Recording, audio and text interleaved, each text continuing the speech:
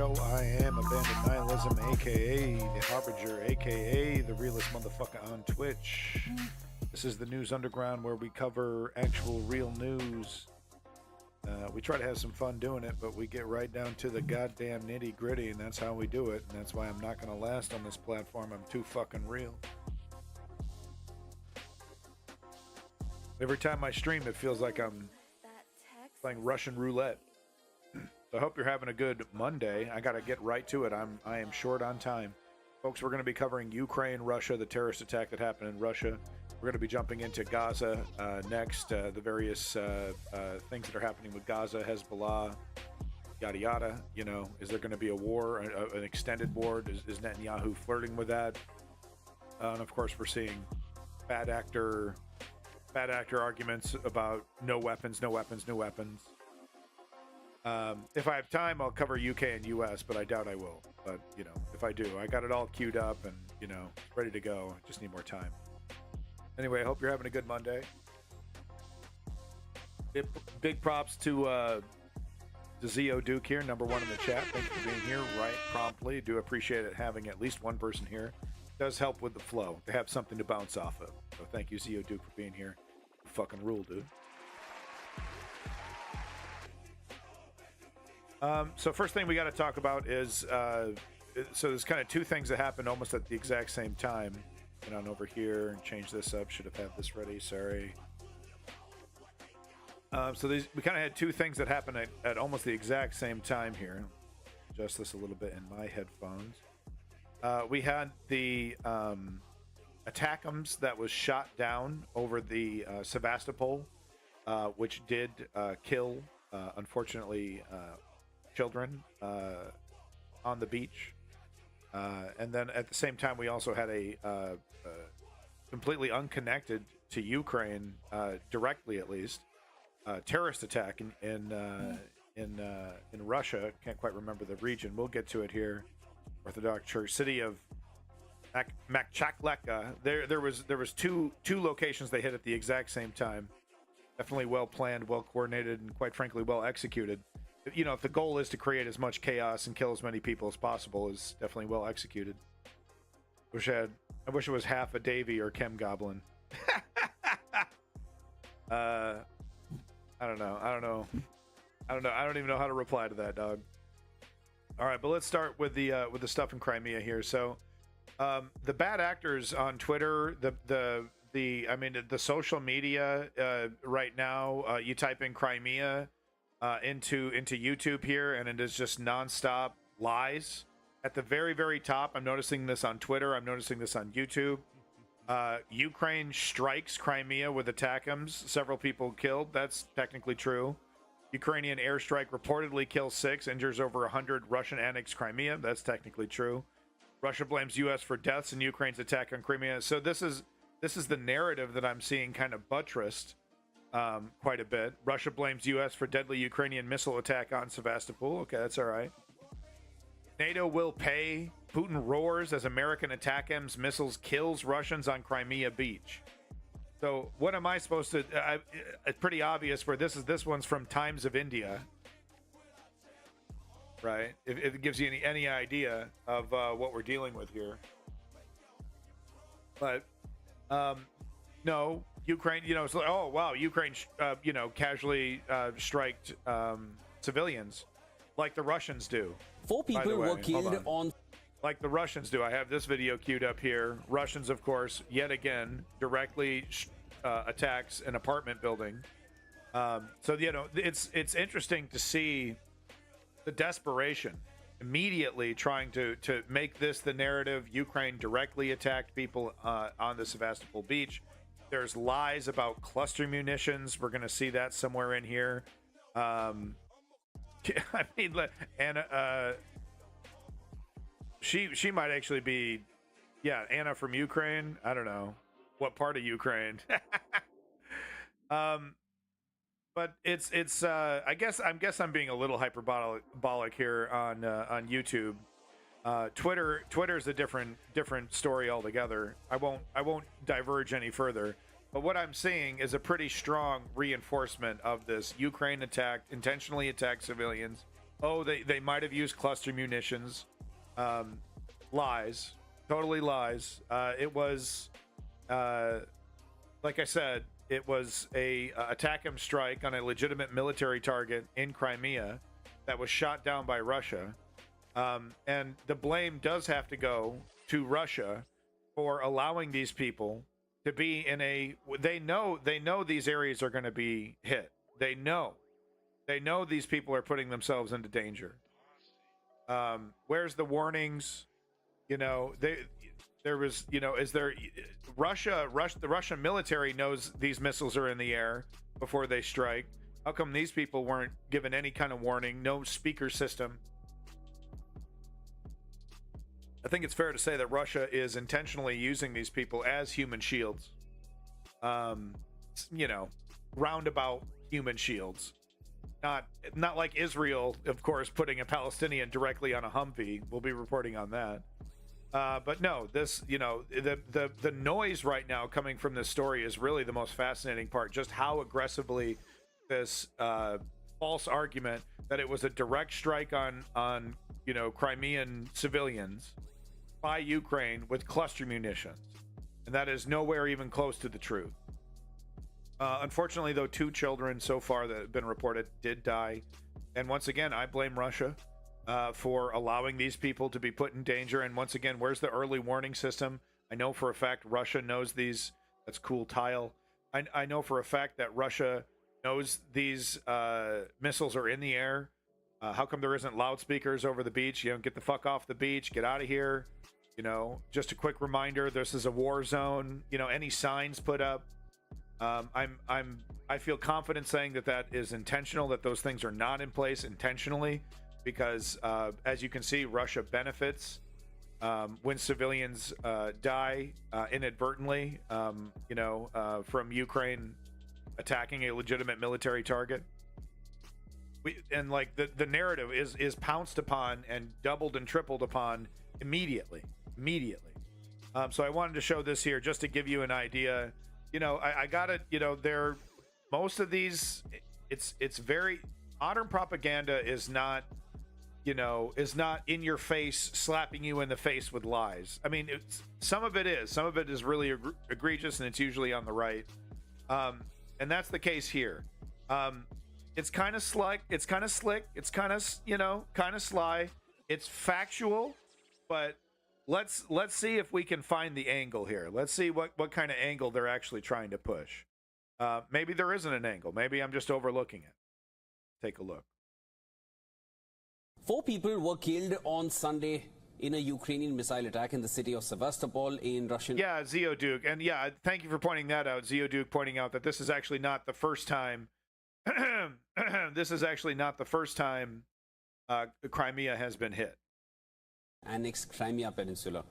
Now, the dead include 2 children, while over 100 were left injured. According to the governor of the city, Ukraine launched 5 missiles which Russian air defenses intercepted with shrapnel, which fell onto the shoreline. Now, although air defense... Actually true. That's accurate. Yep. Systems were successful in evading a direct strike.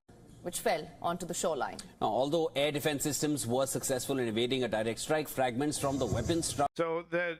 I don't think that's true. The target that was meant to be hit was successfully hit. So I think that's either an inaccuracy or a lie. Not sure. Beachgoers, killing at least 4. The Sevastopol governor wrote on Telegram that 2 children were among the casualties. A Russian health ministry official has stated that 124 people were injured, including 27 children. Russia's defense ministry has claimed that Ukraine used U.S.-supplied cluster munitions weapons in the attack. They claim it. They claim all kinds of shit. They're, of course, threatening nuclear war, nuclear Armageddon, again, pushing the nuclear button, mentions of it. Not direct, of course, but I'm so tired of it. You know, and it seems to be pretty consistent. Anytime there's at least one, you know, per stream, it seems almost, people coming in the chat. Aren't you worried about nuclear war? Shouldn't we give up? Yeah, it's just a lie. You know, it's like Russia propaganda, Russia, you know, Russian PR ready to get that in there. And then so many people repeating it. It's all over YouTube. It's all over Twitter.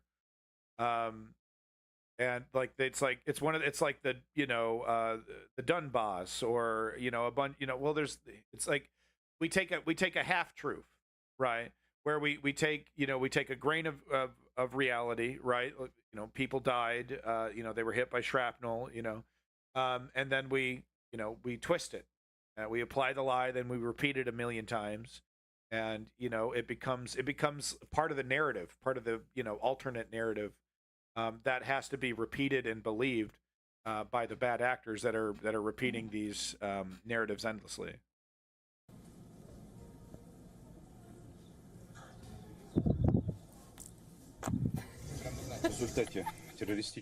As a result, So this is such a bizarre news moment.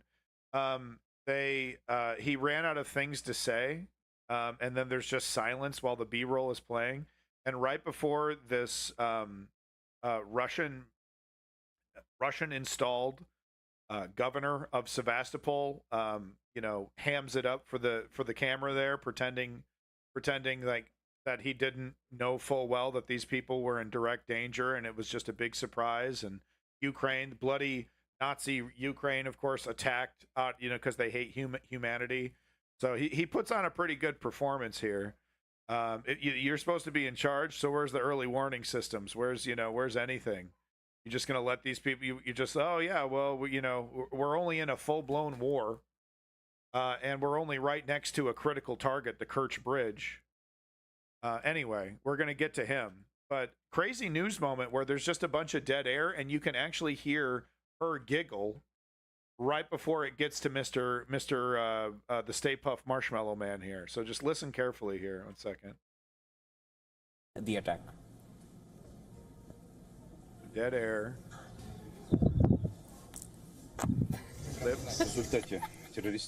as a result of the terrorist attack of the Kiev regime on Sevastopol on a summer holiday, on a nice weather day when people were resting on the... Just totally cynically, how dare Ukraine do this? And let's not forget that, like, this is an everyday thing for Ukrainians. Direct, intentional strikes on civilian targets. So here's just one of many. I reported on one, on Saturday.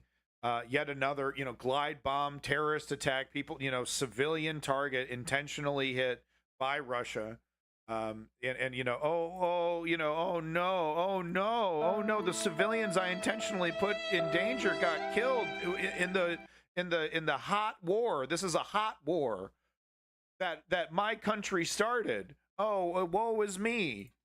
Beach using a cluster missile made in the United States. Unfortunately, at the moment, we have 124 not wounded. True. Quite frankly, not true, because the death count would be way higher. American-made cluster munition used in that civilian area where there's a heavy cloister of civilians, hanging out and playing. The death toll would have been much higher if it was an intentional cluster munition strike. Sevastopol, a Black Sea port city and naval base on the Crimean Peninsula annexed by Russia in 2014, regularly comes under fire from Ukraine. But Sunday's attack was particularly deadly. Moscow has slammed Washington, claiming it beats... All right, so I think I'm going to go ahead and take the bias accusations back from this story. Here they are, literally showing the same video I had queued up in response. It's, so that's, that's good reporting. That's fair. I'm not saying you have to both sides everything, but, sometimes there is wider context that needs to be applied here. Here we have Russia lying, saying that cluster munitions were used intentionally to attack civilians. How terrible is that? How bad is that? We're just trying to have a fun, sunny day, and here comes Ukraine. So that's a total lie. They were literally shooting down, they know full well that when they're shooting down shit above the beach, that people are going to get killed. They're intentionally putting their civilians in danger. The context is they're, that this, they themselves are intentionally targeting civilians. No joke. They do it almost every single week. It's a terror campaign that's been going since the start of the war. And it's not a what about. It's a setting what is and isn't reality. because it's you know, the modern propaganda is about creating this you know, this alternate reality, you know, this completely, this, you know, you put on goggles, it's a totally different world. It's and every lie is built on, you know, a foundation from the lie previous, and everything is kind of stacked up like a Jenga tower, right? So you can't deny one thing without denying the rest of it. So it needs to be consistent. It needs to be pumped out consistently. Was particularly deadly. Moscow has slammed Washington, claiming it beats responsibility for the attack. The attack came a day after Russian-guided bombs struck on the city of Kharkiv, hitting an apartment building, killing 2 people and injuring more than 50. On Sunday, another Russian strike hit a house in the city, killing 1 and injuring 5. Kharkiv mayor said that 3 people were wounded in a separate strike on a children's educational facility. Direct intentional strike on a fucking kindergarten. Oh, can you believe the Ukrainian Nazis? The people that we intentionally put in direct danger. Can you believe Ukraine would respond by trying to attack a military target that our government shot down over a civilian area? They could have just ate the shots and let the military target get hit. And, you know, like, well, we can't put our civilians in danger. It's too late. We had our shot. We tried to get it down. We couldn't. We got to eat it, because if we try to shoot it down, all the people that are on that beach are going to get showered with shrapnel. They don't give a fuck. They don't beep, beep, beep, beep. Oh, yeah, a bunch of civilians. Great. That'll help with our PR. We can spin that immediately. Get the Stay Puft Marshmallow Man to get in front of a camera, and he can't even pretend to cry. Look at that. He's got a little red face. He doesn't even have a fucking tear in his eyes. Whatever. I'm overanalyzing him. But he's just a piece of shit. Like I said, where's the early warning systems? You know, where's the signs that say you really shouldn't be here? That's the exact opposite. Like Zeoduke said, I've seen evidence of it. You know, advertisements, come to Crimea, you know, come to the beach. It's just like everything's normal, everything's fine. We're not in a totally fucking hot war with a country that, you know, if given half a chance, could totally kick our ass. You know, but right now we'll just have to settle for a fucking stalemate. Not really a stalemate, but a very, very slow war of attrition that Ukraine is slowly winning, if it can keep, if the goddamn bullet hose can stay equipped, you know, can stay fucking, you know, fed. As long as Ukraine has enough fucking ammo, they can win this war. F-16s are going to be getting in the air pretty soon. So this is the video that we just saw in the other story, so we don't need to cover that. So that's the... Well, here, let's get it. You know, we listened to Stay Puft Marshmallow Man. Let's hear from someone who's actually worth a damn. Тобто це черговий терористичний акт, прицільне влучання у цивільну інфраструктуру, житлову. Тобто у цьому районі немає жодного фактично підприємства, яке встановило хоч будь-яку цінність з військової точки зору. Well, that's a really cool thing. Look at that. What? Look at, fuck you, Russia. Look at this cool ass building. It's got like a sphere inside of a cube. Fuck you, Russia. Фактично підприємства, яке встановило хоч будь-яку цінність з військової точки зору. Oh, this poor woman. Poor. Look at that. And if, to the bad actors that are like, oh, well, you were just making fun of this guy crying over dead civilians. No, it's tragic that those civilians died in the Crimean beach. You know, I'm criticizing Russia and Stay Puft Marshmallow Man for putting those people in danger. And I think, you know, there's plenty of evidence to show that they are doing that intentionally. Allowing civilians to congregate in that area, knowing full well there's military targets close by. It's tragic. You know how that tragedy and future tragedies are prevented? By Russia stopping its invasion and accepting the reality that it's not, you know, this isn't the 1800s. It's not, they're not marching across Europe. It's not happening. 1700s, whenever the fuck they did, whenever they took the Baltics and the Cossacks, they just took it all. Whatever, I'm not a student of history, obviously. You know, just imagine. This is your goddamn bedroom. You got your bed right here. Your whole goddamn life annihilated. It's a daily. It's a at very least weekly, sometimes daily occurrence in Ukraine.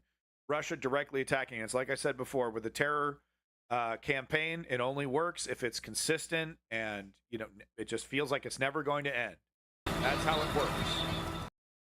And the bad actors on social media are very happy to double down on that. Just give up. If you really cared about peace, you would just capitulate. This is never going to stop. Russia is happy to send wave after wave after wave, and I'm just going to ignore the brutality and disgustingness of that strategy and just point out that it's a winning strategy from their point of view. Does the fire brigade know they're hosing someone down that's filming? I don't think the fire brigade is too concerned about people getting wet. I think they're concerned with stopping fire. All right, so moving on to this terrorist attack. Now, obviously, there is a lot of spicy. Putin is baiting for World War III. Putin would shit his pants at a real World War III scenario. Because, I mean, think about it, Paramart. We have we have the Ukrainian military, capable of holding back the entirety of the Russian military from multiple angles, coming from all different angles. Imagine the Russian military up against a coalition of the West, in some kind of World War III scenario. Oh, the nukes. I think people are too hung up on the nukes. One, it doesn't, unless you're like literally shooting hundreds of these things at multiple targets. And all of those are not shot down or disabled or whatever. Firing off a couple nukes, that's not going to win you a war. It's not going to help. And I think modern militaries are well aware of that nobody wins. So I think, this whole be afraid, like if there was a World War III, people are super confident that a World War III would 100% be a nuclear war. I'm not so convinced. But, I do have something very relevant on that topic there. So let me get to it here real quick, and then we'll get to the terrorist footage, which is really juicy. Authorities say at least 15 police officers. Yeah, so actually I wanted to start this segment with this video, so I'm glad I did that. Where is it? I thought I had it. Is it in the U.S. section? Hold on. No. Is it? Maybe it's in World News in my second. Hold on 1 second. I got a second window here filled with other stuff. World 2. No, that was a tragic story, though. 1 second. Here it is. So here we go. Let me just read this article. It's related to what I was talking about. I think there should be a coalition of the Islamic world plus Russia and China. There could be. Yeah, maybe for like 5 seconds. I mean, I think people really do underestimate the sheer overwhelming power of not just the United States, but, a combined, like if NATO and the United States and, France, Britain, and Germany really poured it on, really kicked it in, full war stance. I think people would be shocked at the destructive power of that combined force. I'm not trying to suck the military-industrial complex's dick here. I'm trying to just talk about objective reality when it comes to the ability for one country to project a certain amount of force, physical force, on other countries. Welcome back, strategy member. But anyway, let me get this tunage going here real quick. But no, this is related here. Sirski says Putin, quote unquote, over worries about possible defeat ending 1,000 years of Russia history.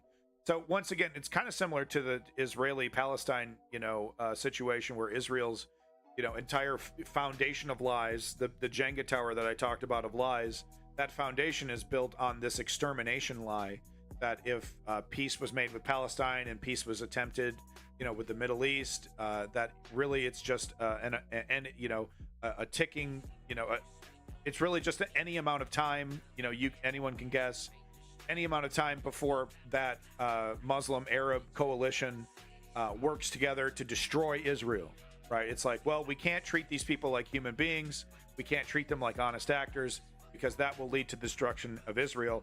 Russia is Putin really, I mean, this is really driven by Putin's madness, is attempting this, is attempting to make this argument that if we lose in Ukraine, all of Russia is all of Russia is going to be done. It's all over. If we lose Crimea, that is it. That's the argument that he wants to make. I don't know if he even believes it.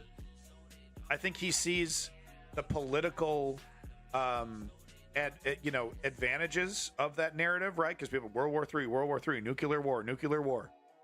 I think he sees the advantages of that, but I think he himself, even in his current state of dictatorship, of ultimate power, certainly he must realize this reality, what this fella here is talking about.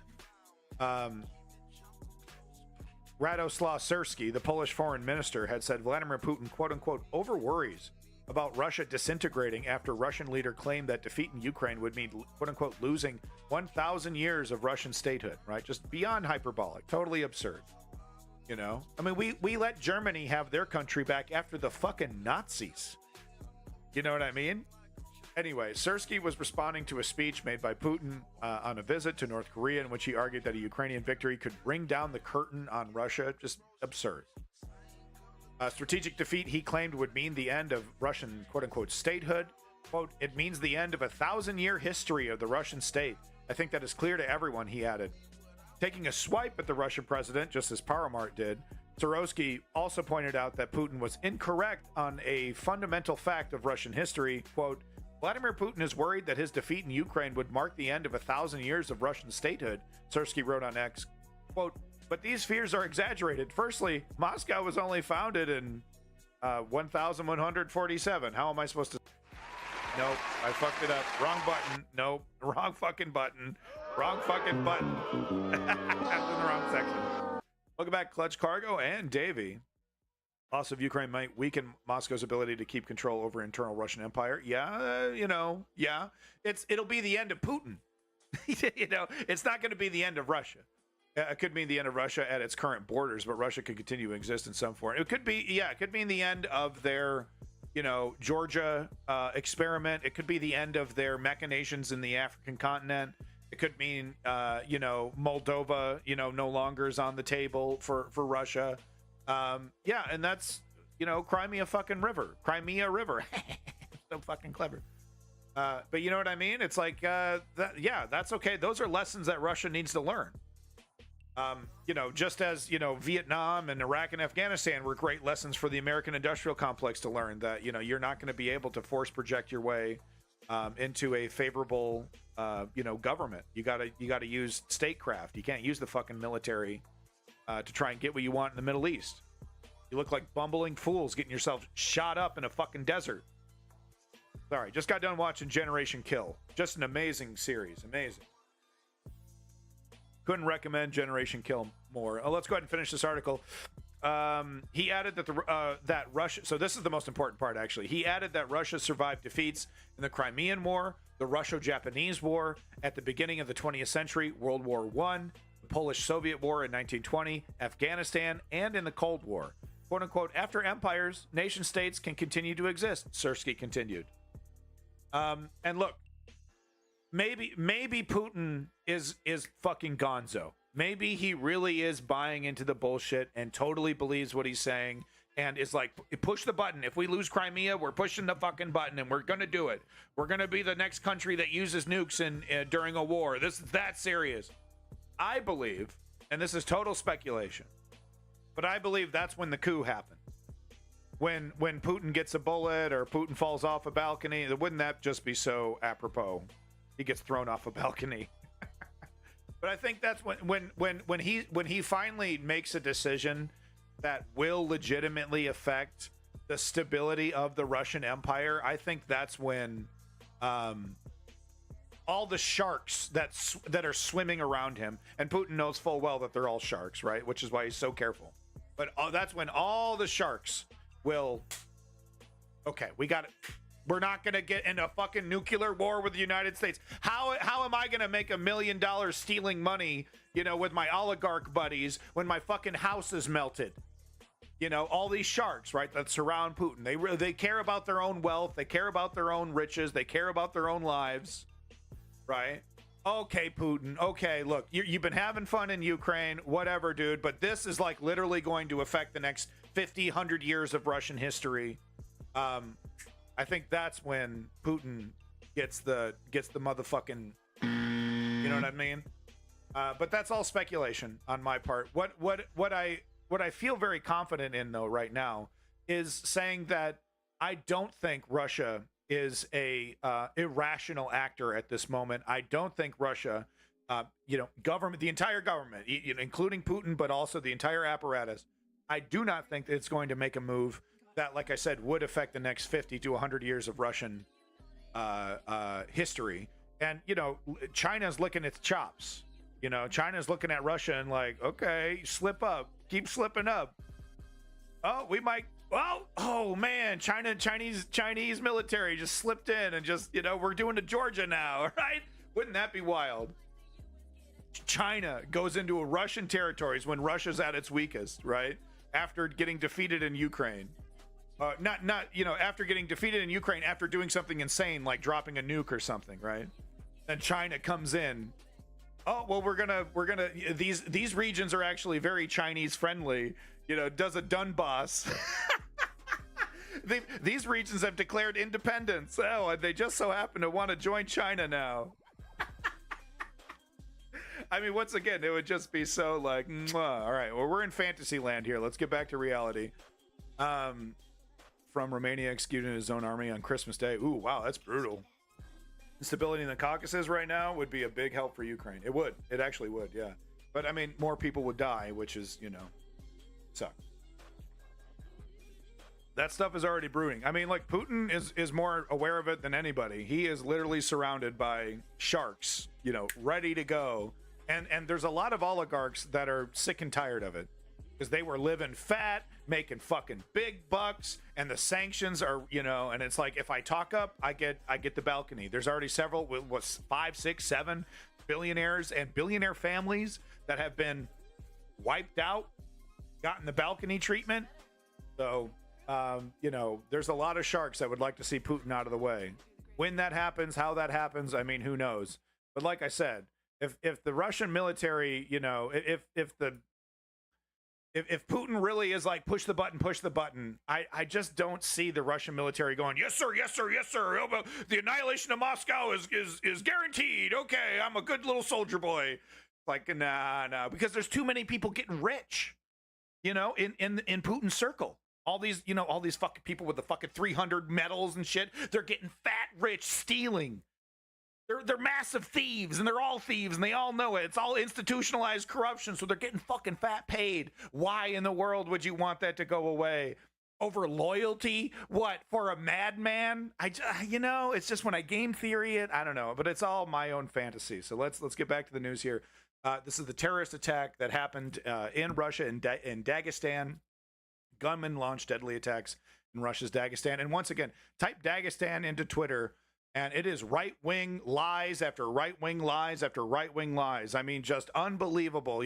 Ukraine terrorist attack in Dagestan. Look what Ukraine's doing. It's unbelievable. Just straight up, and Elon Musk, no problem. Just lies. Not even half-truths, spin. Nope, just fabrications. It's like, and that's the algorithm, obviously. I'm talking accounts that have like 1,000 impressions. Right? 50 likes, shot right to the top. Scott Ritter, number 3. Scott Ritter was number 3 searching for Dagestan on Twitter. Scott Ritter. If you know who that is, you know why that's a fucking problem. And he's not motherfucking popular. No, that's the algorithm putting him right up at top intentionally. I got to work the fuck out. This is so pathetic. Welcome back, Ace Fram. Authorities say at least 15 police officers and several civilians are dead after gunmen launched simultaneous attacks in 2 cities in Russia's Dagestan region. They took place as the country was celebrating the Orthodox festival of Pentecost. Local officials say a synagogue, 2 Orthodox churches, and a police traffic post were targeted. intense gunfights broke out in seemingly coordinated attacks. Here in the Dagestan capital of Makhachkala, armed militants roamed the streets. Footage from eyewitnesses. Yeah, Big Dog with Scott Ritter, dude. You know, it's like this. You know, look, this man is a fucking propagandist. Look, if you want to throw away all the other stuff and say, oh, that was, you know, him being smeared by governments that don't trust him because he's such an honest journalist. Okay, throw all that away and let's just talk about what happened in the last 6 months. What happened with Scott Ritter in the last 6 months? Oh, he was just only invited by the fucking Russian government to do a speech in Russia in front of Russians about how awesome Russia is and how big of a victim Russia is. Okay, you're done, dude. You're done. I don't care, alleged pedophile or not. Go ahead and throw all that away, hand wave that away, okay? You're doing propaganda directly for the fucking Kremlin. Fuck you, Scott Ritter. Number 3 on Twitter when you type in Dagestan, dude. Shows the gunman shooting police officers. Several were killed. The relevant services and law enforcement agencies worked quickly, but unfortunately there were losses. We offer our sincere condolences to the families and friends. And just to make clear, I don't think this is good. I don't think this is great. Oh, Clyde, I honestly do not have time for idiots right now. So I'm sorry, buddy. You're just gonna have to. I'm just gonna point blank right in the forehead and then go ahead and move on with my life like the cold son of a bitch that I am. Anyway, whose sons and brothers died. No, okay. What I wanted to say was that I don't think this is great. I don't think innocent people deserve to get killed by terrorists. Of course, I don't agree with Russia. I don't think what Russia is doing is great. I don't agree with the Russian people and their support of the Russian government that is attacking Ukraine. Yada yada yada. At the same time, just like with October 7th, you know, terrorist attacks, terrorism, terrorists. Fuck you. Right? The whole situation, the whole religious, I got to kill you over my book, the whole thing's got to fucking go. Right? I disagree with all of it. And if you're a lefty that likes to make Twitter comments or likes to make, you know, posts about you had it coming, fuck you. Straight up. You fucking suck and you're part of the problem. Okay? Lefties need to show the world a better way. We need to be above that. Okay? And that means, you know, when we see innocent civilians die, even if it's a country we disagree with, we have to acknowledge the humanity and tragedy of those people dying, like the children that died on the Crimean beach, the children that Russia, of course, intentionally put in direct danger, knowing full well that there's military targets in the area. You know, where's the early warning systems, etc., etc. The militants also targeted a church, later setting it on fire. Meanwhile, the city of Durban, which is around 120 kilometres away, was also under attack.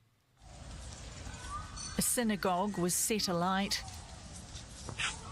and a priest was killed at an Orthodox church. It's amazing only one While no was one killed. has claimed responsibility for the attacks, the Republic of Dagestan has been targeted by Islamic militants in the past. And of course, we also saw the incredibly disgusting what was it, a amphitheater with some kind of event theater. The footage out of that was absolutely horrific. You know, these Islamic extremists. I mean, they literally are scum of the earth. Some of the worst people, right down there with the cartels, and what they do to human beings. Russia's investigative committee has launched an investigation into what it called acts of terror. How many days in Mario? Our correspondent Jay Gosha-Simonovsky is standing by in Riga as the Kremlin has banned DW from operating within Russia. What more can you tell us about these attacks? Well, Claire, security forces have finished their operation on Monday morning, and we are receiving conflicting reports as to whether 5 or 6 attackers were killed by security forces It's going to bring playback in this operation. As we've heard, no group has claimed responsibility for this attack yet. The Russian daily RBK reported that all of the attackers were residents of Dagestan and that several of them were listed with the Interior Ministry as having contacts to radical Islamist circles. Like a legitimate internal terrorist cell. But right now, all the information that we're getting is, coming from a really unreliable source. I remember, the Russia calling the terrorists that were killing people at the theater I described, at the stadium or whatever you want to call it. The Ukrainian terrorists, they're on their way back to Ukraine through Poland or through Belarus. They're on their way back. They're on their way back to Ukraine. Right. So, let's just, grain of salt any bit of information, regardless of the source right now, because it really is hard to confirm. Russian media are also reporting that among the attackers were two sons and the nephew of a Dagestani official from the United Russia Party. This is the governing party of Vladimir Putin. Now, this official... That's awkward. That's fucking awkward. ...who was heading one of the districts in Dagestan has stepped down overnight, and he was questioned by the police. So information is still coming in. What have the authorities in Russia been saying? We haven't heard from the Kremlin or from Vladimir Putin yet. In a statement published on Monday morning, the governor of Dagestan has vaguely connected this attack to what he called the special... Yeah, quite frankly, I'm surprised that hasn't happened in the United States. So this footage is really something else, and I guess we can show it because we don't see anybody die directly. But this man sees a police car coming and is opening fire on it as it's speeding by.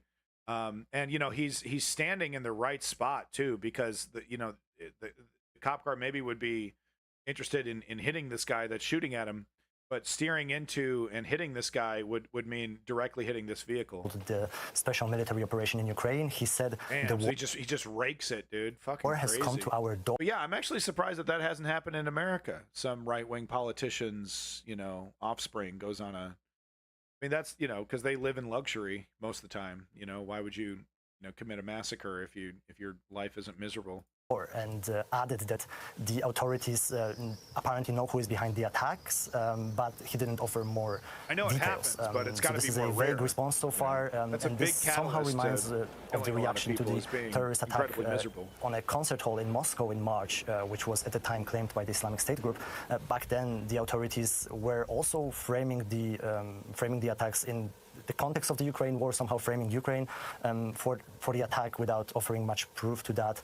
So we will be waiting for more responses from the Russian authorities. Jaygosh, give us a bit of context here, if you can. Can you tell us more about Dagestan and the threat posed by militant groups there? All right, let's get a little context. Well, Dagestan is a republic in the North Caucasus, and it is... It has been hit with an Islamist insurgency in the 2000s. This was an insurgency which largely spilled over from the bordering Republic of Chechnya. Now, Chechnya, of course, experienced two brutal wars in the 1990s when Russia cracked down on separatists there, and so the Islamist networks were strong in Dagestan. We know of some militants who traveled from Dagestan to Syria to join the Islamic State group there. However, and to the people that actually do agree with this and think this is somehow an effective strategy in creating change, it's because I think the idea is that this would start something bigger. You know what I mean? It never does. Never does. It really, 99% of the time, this kind of overt violence, in defense of the little guy, whatever the scenario is really just fuel for the current, the current dynamic. It's fuel for for those that would want to continue that dynamic that is creating this strife. It gives them the ability to say, look, we are under attack. We can, we need to further mistreat these people. We need to further marginalize these people. It never really gets to that kind of dialogue. And it's so funny because this is not, new shit. We just go right back to Gandhi, who and Martin Luther King, who said, look, we got to do this differently. If we want to create change, overt violence doesn't work. We can't just be Che Guevara everywhere. We need a third way. We need a new way to do this. We either acquiesce or, get destroyed. But no, there's actually a third way, fourth way. There are other ways of fighting back than just, murdering people and creating chaos. Attacks in Dagestan have become fewer in the last years, and in 2017, Russian authorities even concluded this counterinsurgency operation in Dagestan as finished. So now this attack from yesterday, one of the deadliest in the North Caucasus in the last years, this will be a problem to security agencies in Russia, and we will be observing the situation further. It's just so sad. That slide looks really badass and really fun. You know, it's just such a juxtaposition of this, you know, extreme religious violence versus, you know, innocent fun.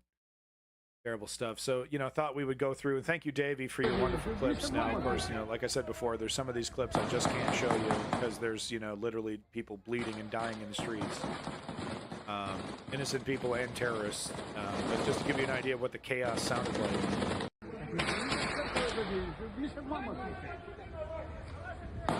Yeah, big dog. It couldn't be more complicated. Pretty wild footage there. Like I said, I'm just going to go through some of these here. You know, lots of people sticking their cameras out their apartment windows and recording the insanity.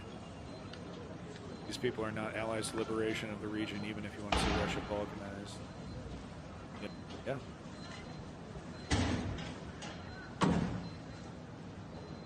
Yeah, no, I mean, Russia really is the source of a lot of this instability, and they've, you know, in a twisted way, they find it convenient for them sometimes. Sometimes not convenient for them. Jesus, listen to that fucking thing fly by your fucking head. Listen to that.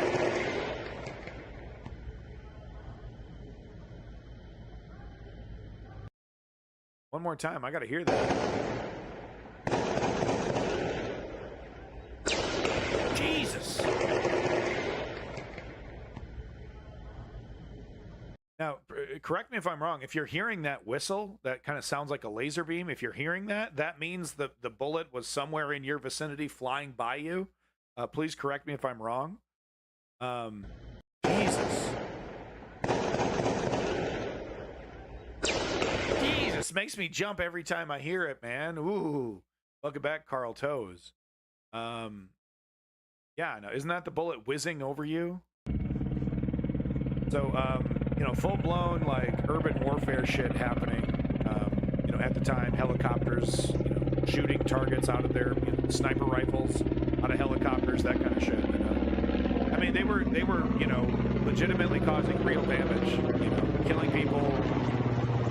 And, you know, and maybe Russia, is it fair to say, maybe Russia learned a couple lessons from the last terrorist attack where these guys, you know, they got into a crowded event stadium and just, you know, went hog wild for like an hour and killed over 100 people.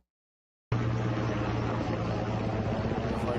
were jumping off because of fire and all of them died. Don't remember which exactly building. It was something military. I have not heard of that one, Estonian. I'm not even quite sure which, you know, what region, what country you're talking about where that happened. Are you talking about the building that Ukrainians struck with the ATACMS, the military target that Ukrainians struck? So we see civilians here. So this attack. I've heard like 20-ish total killed. Yeah, it's actually. I'm quite surprised that only one priest was killed. Oh, scroll too down. Scroll too far down. Can't show you that. Yeah. No, I mean the Russian police really kicked in Moscow. No, I did not hear anything about that. About a building on fire in Moscow filled with people jumping out of it. Sounds horrific. I've not heard of that. Can you give me a link, Estonia? But yeah, just listen to this chaos. Yeah, I don't know if these guys are, if these guys, you know, if they were more ready because of the previous terrorist attack, or if they were more ready because this is a more militarized area that's, you know, have seen a lot of issues in the past, and that's why they were more prepared for this all-out battle. 15 were cops. Yeah, I mean, a lot of cops were killed. And, you know, look, I'm not going to, you know, they were not fighting Ukrainians. They were fighting Islamic extremists. So you do have to give them some credit for fighting Islamic extremists, but it's not exactly like they were doing it. Oh, it's complicated. I don't want to see anybody die. Long and short of it. Is that a safe link? Can I show that, Chem Goblin, or is that an unsafe link? So yeah, this is wild footage actually. So they take a position here, and okay, I'll show that link then. They take a position right here, and I think they're getting converged on, and they all start running. Just wild stuff.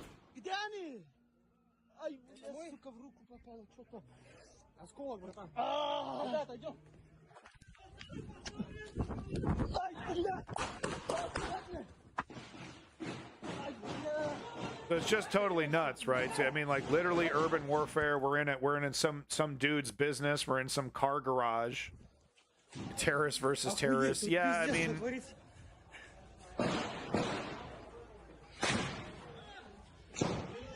you know, if they hadn't invaded Ukraine, I would be like, this. It doesn't remove the tragedy of it all. The fact that these guys are aggressors in an invasion, because when the United States is attacked by terrorists, when it's ass deep in Iraq and Afghanistan, it's still tragic when innocent Americans die, even though they acquiesce to a government that is supporting military adventurism. It's complicated. How culpable is the citizen who acquiesces to the empire that commits atrocities? I think that's a question as old as time, philosophically, analyzed by people much smarter than me, et cetera, et cetera. How guilty is the civilian that acquiesces to the dictator, to the empire, So this is the building being talked about. Apparently people, like we have to be very, very careful about repeating stuff that we've heard, because when this stuff, yeah, the citizens did vote, but did the dictator or whoever, the person who is doing, who's in charge, did they really tell those citizens, you're voting for me to invade another country and kill a bunch of people and get a bunch of civilians killed and get a bunch of our own soldiers killed? Like, did they run on that, or did they run on, I'm going to make your life better, I'm going to lower your taxes, and you're going to be you're going to feel good about being Russian again? So it's a very complicated story. It's a very complicated kind of situation. I mean, how guilty the civilian is. Latest election, yes. I mean, it's even in the current state, Putin didn't promise he's going to kill civilians. But shouldn't the civilians know that civilians are going to get killed in this campaign, seeing the history? Do civvies understand the entire issue? Is that how civilians work, right? Most normies, is that how they work? They study the issue, they understand all the nuances before they make a decision? No. And that's the case with everywhere, every country, everywhere. A massive group of people who are just barely paying attention. Anyway, I'll leave this massive debate to the civilians, but let's be careful about people jumping out of buildings and repeating stuff like that without hard evidence and video evidence, because Russia immediately pounces on these incidences and lies about them, as we've seen with the cluster munitions lie that were, so now every time a debate with a bad actor who supports Russia for the next 6 months or even longer, they're going to be like, oh, well, Ukraine used cluster munitions on civilians. And it's going to be like, well, that's actually not true. That's why Ukraine doing such a good job targeting only military targets is so important, because the moment they intentionally target an apartment building, the moment they do a bucha as revenge, the bad actors, even though they're soaked in blood and they're totally lying and they're totally hypocrites, are going to immediately, oh, we got a nugget of truth. Finally, all of our lies can be hung off this nugget of truth. There was a video where they was jumping. Okay. All right. If there's video evidence, tragic. Absolutely tragic. Reminds me of 9/11, which was also incredibly tragic. I don't want to hear that. At the same time, if this is a military building, those people are working in a military capacity. It's not a war crime to target them.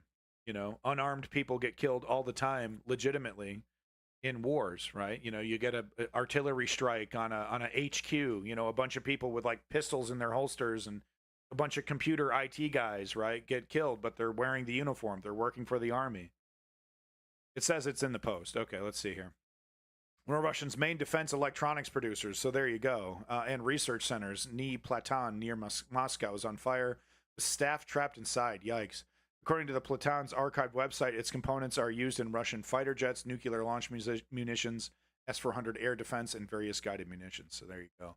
That's not a war crime to hit it. It's not a civilian target. It's a direct military target. It's ghoulish. We're talking about, is it or isn't legitimate to kill? Okay, yeah, we'll get beyond the philosophical is war bad questions and get into the reality of the situation, which is, you know, is this or isn't this a war crime? Is this setting a new precedent? Is this Ukraine striking an apartment building or striking a civilian area? No.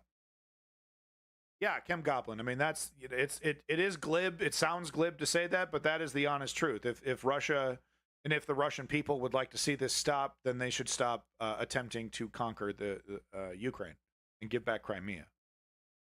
That's the reality. That's the reality of it. So this says, you know, adult content, be scared, but you know, we get a look at these guys. These might be the mayor's sons. Man, what a way to fuck up. What a way to fuck up, dude. You raise a bunch of spoiled nepotism babies, right? And you're trying to like be in power, you're trying to be a politician, and your kids go on a fucking a terrorist murder spree. There's the end of your political career. So the longer version of this video pans to the right, and you see a dead policeman lying in the street right there. And they seem to be rummaging through police vehicles. I don't know what they were looking for. But just give you an idea how stone cold these guys are. You know, their goofy fucking beards. He says with a beard.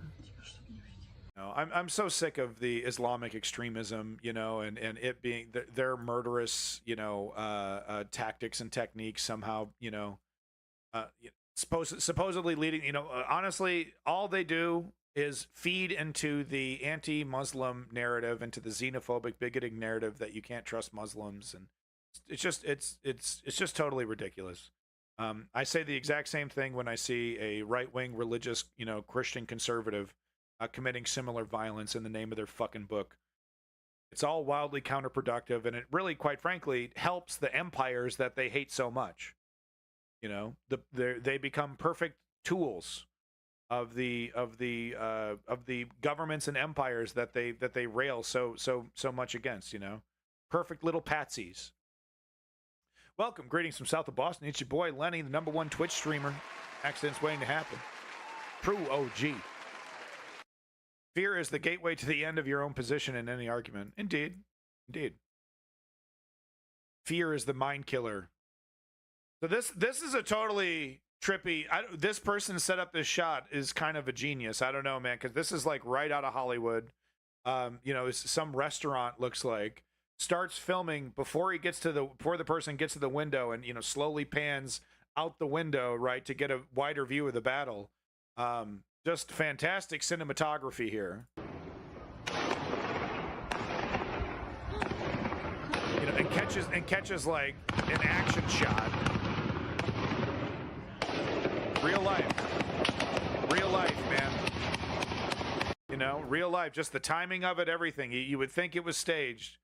You know, the cynical people among you might think it was staged, man, but it's just crazy. And catches it as it's happening right there. Real life.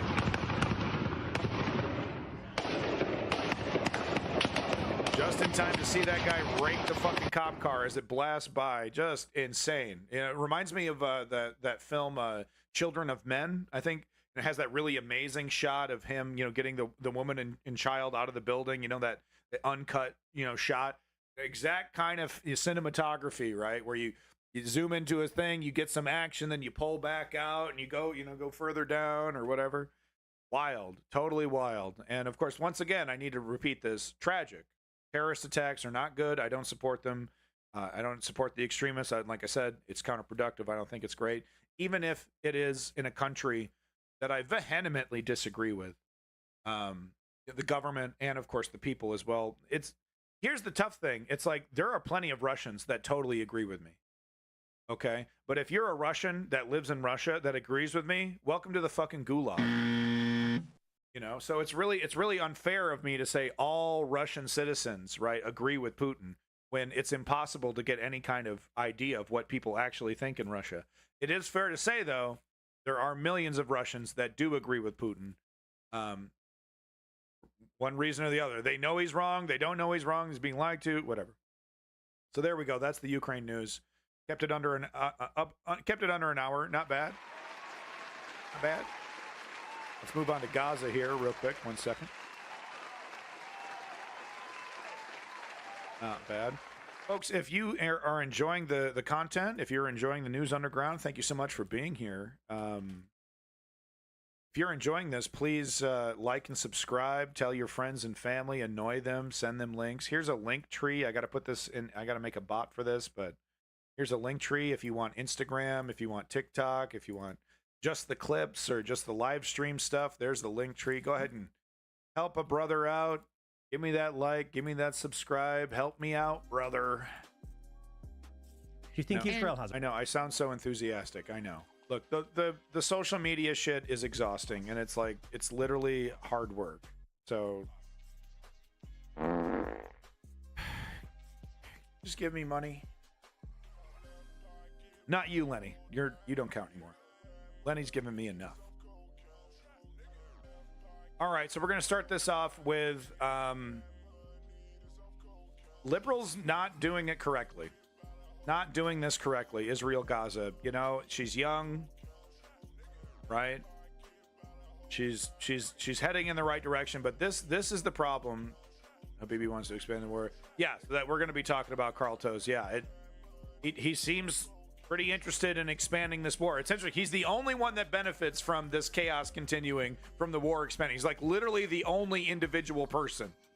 Everyone else, including inside the Israeli government, everyone else gets a raw deal. Of course, the Palestinians, the Gazans, the Lebanese, the Hezbollah, Iran, everyone in the Middle East in general. But there's one guy who benefits. So guess what we're doing?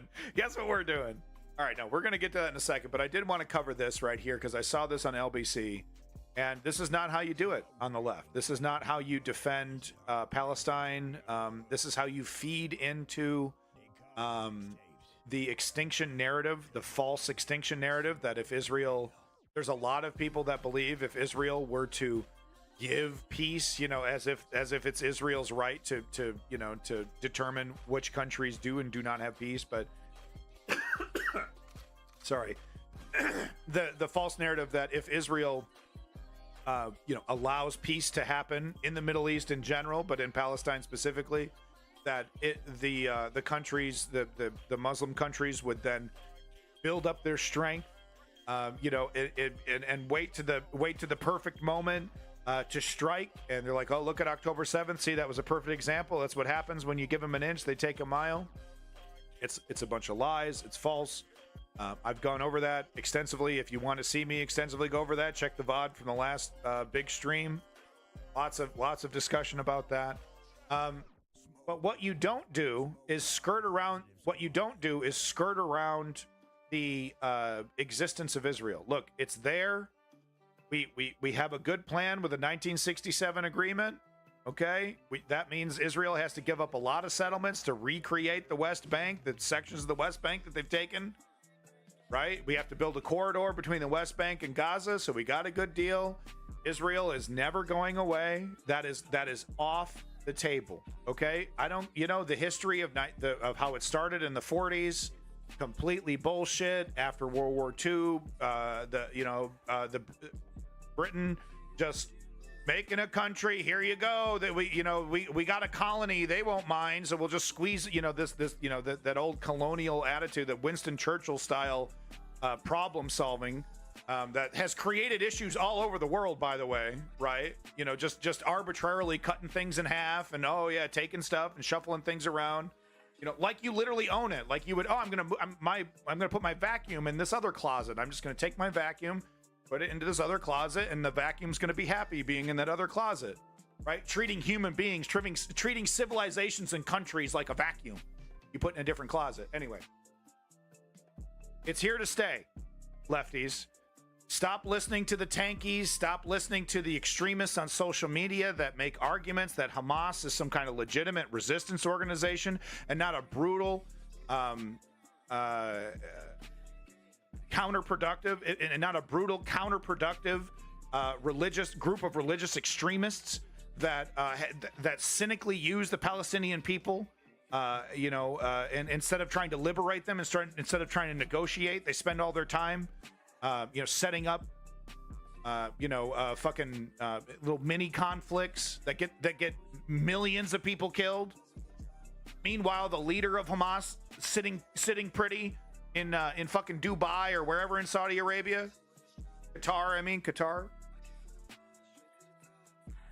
So the left, impressionable young people on the left, need to stop listening to extremists that try to make this half-hearted, half-assed argument that because of the crimes of the British government and Israel's creation and the Zionist creation of Israel from the past, that we're gonna somehow be able to undo that. The damage has been done. Israel exists, and now we just have to get to the negotiation part. We have to get to a legitimate two-state solution. That is the only way to create true and honest peace without the annihilation of one or the other. Right?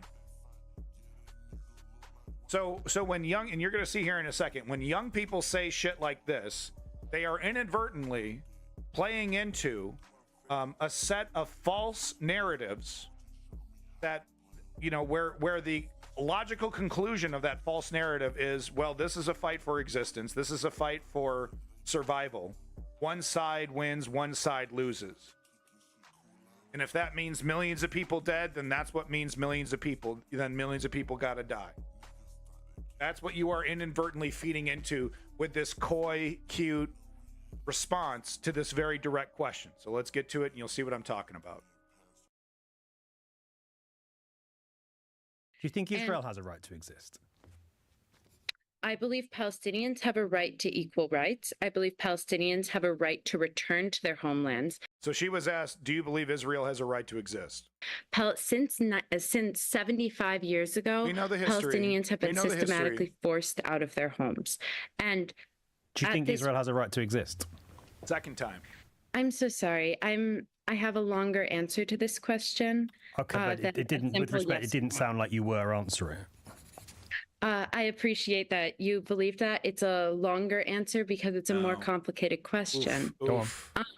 There's a difference between believing that Jewish individuals should be or have a right to be in Palestine and believing that Israel as a country should be allowed to continue what they're doing. That wasn't the question. The question is, does Israel have a right to exist? Right? Do you believe in a two-state solution? Do you believe in a one-state solution? And well, I have a long answer for that one. Okay, well, can you start with a yes and a no and then elaborate?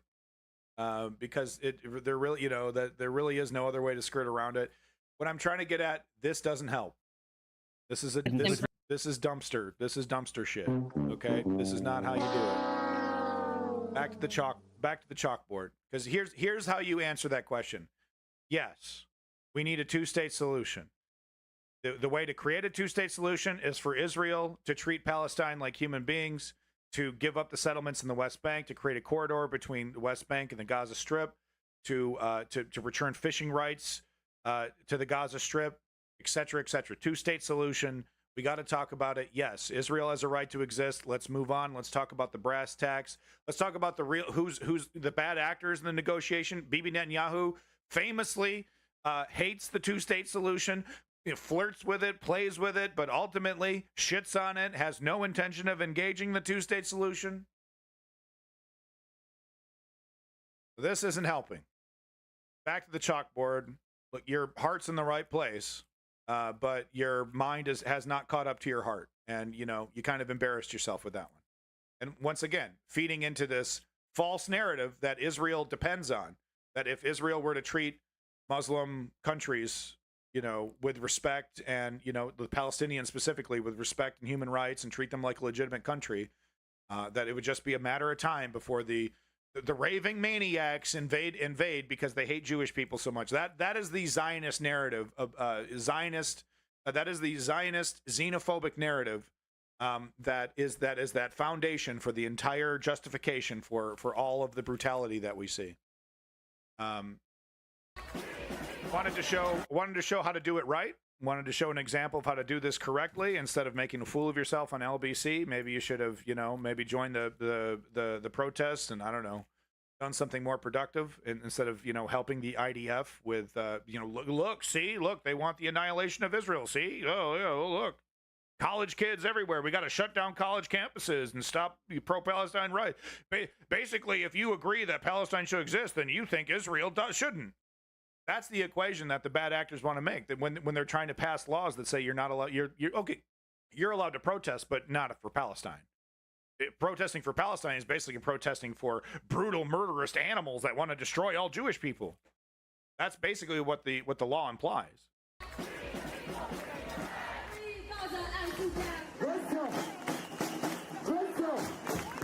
Wait. Listen carefully. Listen. If you listen carefully, you'll hear it. Bop, bop, bop, bop. Hamas. Hold on. You'll hear it. 1 second. Hold on. Hamas. Hamas. You heard it? Did you hear it? I heard it. I heard it. Pretty clear to me. These people chanting for Hamas, want the complete extermination of Israel. It's pretty clear to me. Yeah, I mean, Paramart, it's a two-way street here. It's a two-way street. And look, I'll give you an example. Barack Obama was able to successfully negotiate a nuclear deal with the Iranian regime, one of the most theocratic, theocratic dictatorships you get on planet Earth, right? Run by a motherfucking Ayatollah. Okay? We were able to work with them. We were able to open the door and have a goddamn conversation with them. This, what we can't fall into is this fake idea, this dangerous idea, not fake, it is fake, but this dangerous idea that it's us versus them. That there is simply no, rectifying this relationship between the Arab world and the white Christian world, whatever you want to call it. It's absurd. It's absurd. They're human beings. They want peace and happiness, and they want to sit on the couch and eat fried food. And I mean, come on. What are we talking about here? We're talking about human beings. So we can't forget that we are actually not dealing with totally irrational monsters, that deserve to be eradicated like bugs and Starship Troopers. Right? That would be so easy. That's what the fascistic, mentalities would want. The only solution is to eliminate them, is to erase them. We cannot fall into that trap. No, Paramart, that's not true. That's not true. It's not true. Are there obstinate Arab countries that that do everything they can? Yes, of course, but look, we are not dealing with a black and white situation where one side's the good guy and the other side's the bad actor. We are dealing with wildly dishonest bad actors across the board.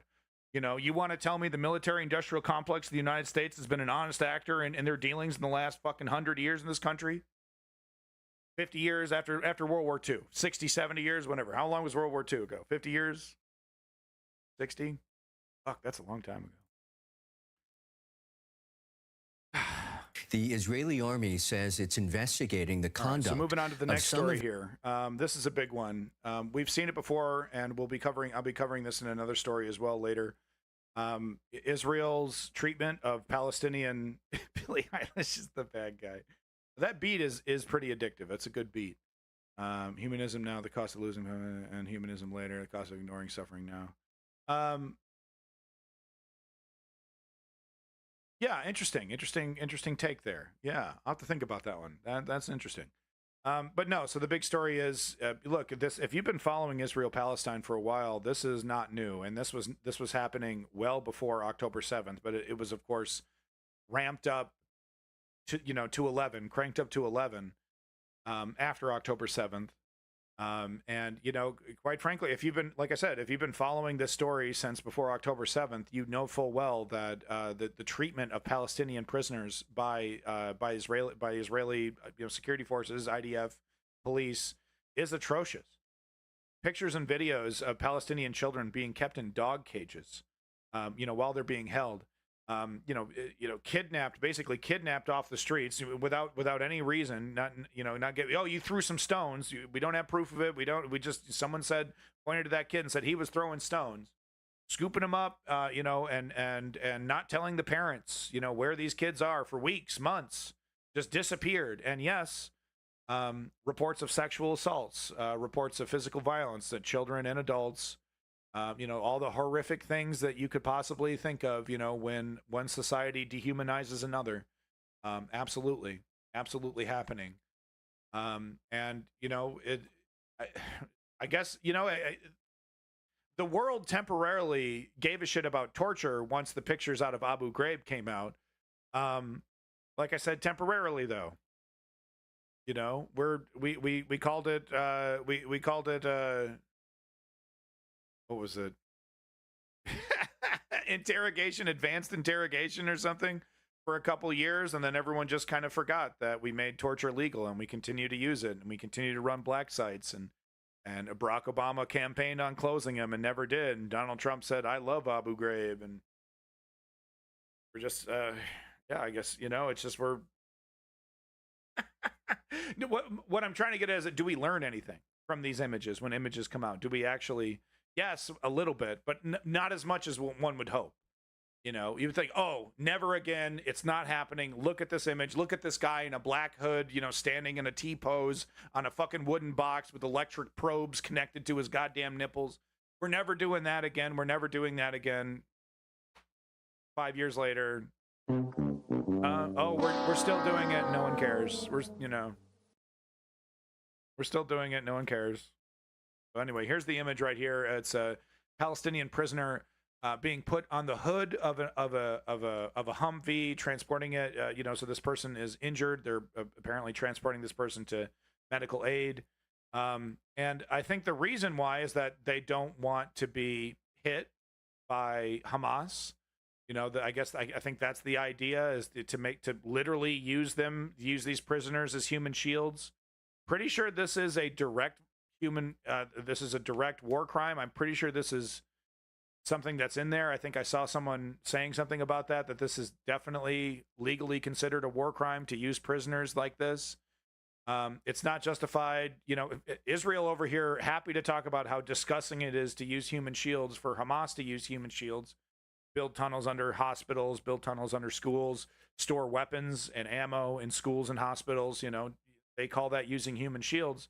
So surely the IDF, who is currently investigating this, by the way, surely the IDF would find this equally as disgusting, right? Of its soldiers after a wounded Palestinian man was tied to the hood of a military vehicle during a raid in the occupied West Bank. The Israel Defense Forces confirmed the incident in Jenin after video of it circulated on social media.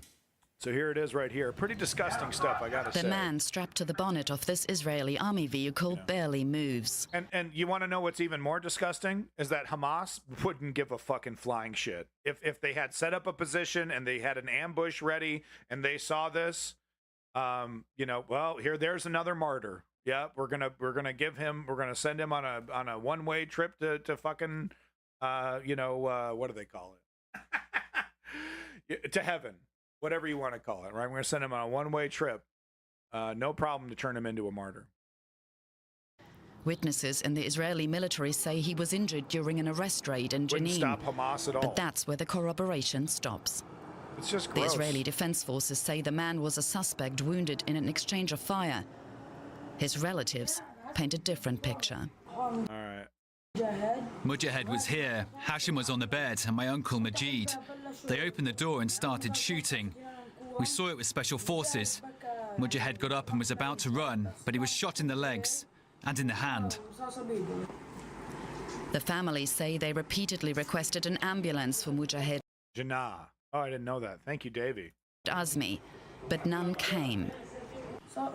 We told them we wanted an ambulance for the wounded person in the room. They told us to bring him to them. We got him outside, and for about an hour or half an hour, we kept asking for an ambulance. They're just letting the guy bleed out? Then we called one. 15 minutes later, 2 jeeps came, and they got him in here.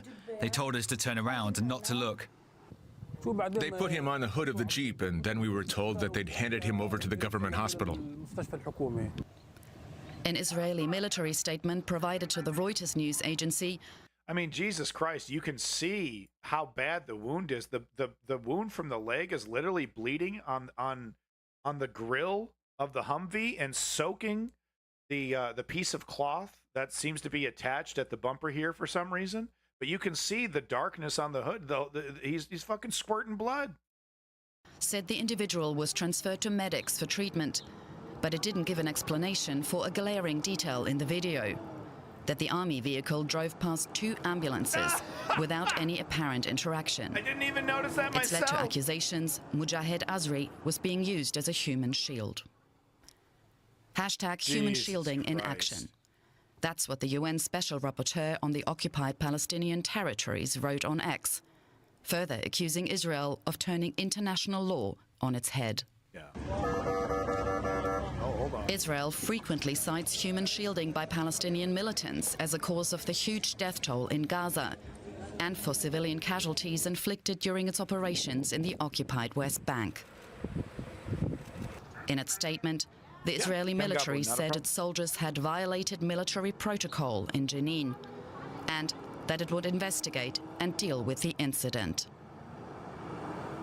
Meanwhile, health officials in Gaza say at least 39 people have been killed by Israeli airstrikes in the north of the territory. Israel says its fighter jet struck 2 Hamas military sites in Gaza City. It's the latest deadly incident as Israel continues its campaign to crush the Palestinian militant group. Some carry away the wounded, while others pick through the rubble, searching for survivors. So, and you know, Israel justifies this to say, oh, well, there was Hamas terrorist, there was a Hamas terrorist. They don't have to prove it. They just get to, just like with the United States.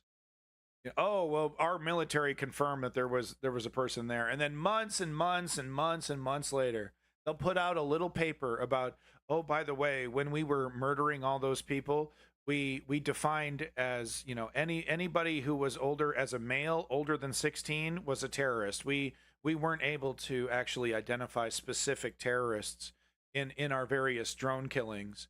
But we were able to figure out men, women, and children. And if it was a guy older than 16, we just marked him down as a terrorist. You know, quietly 8 months later, Morning Joe doesn't report on it, of course.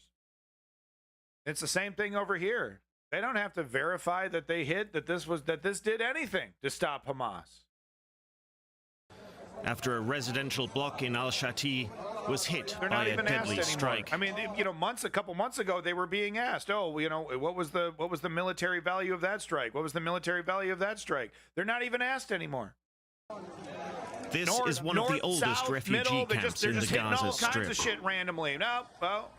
People were going about their business. Some were at home.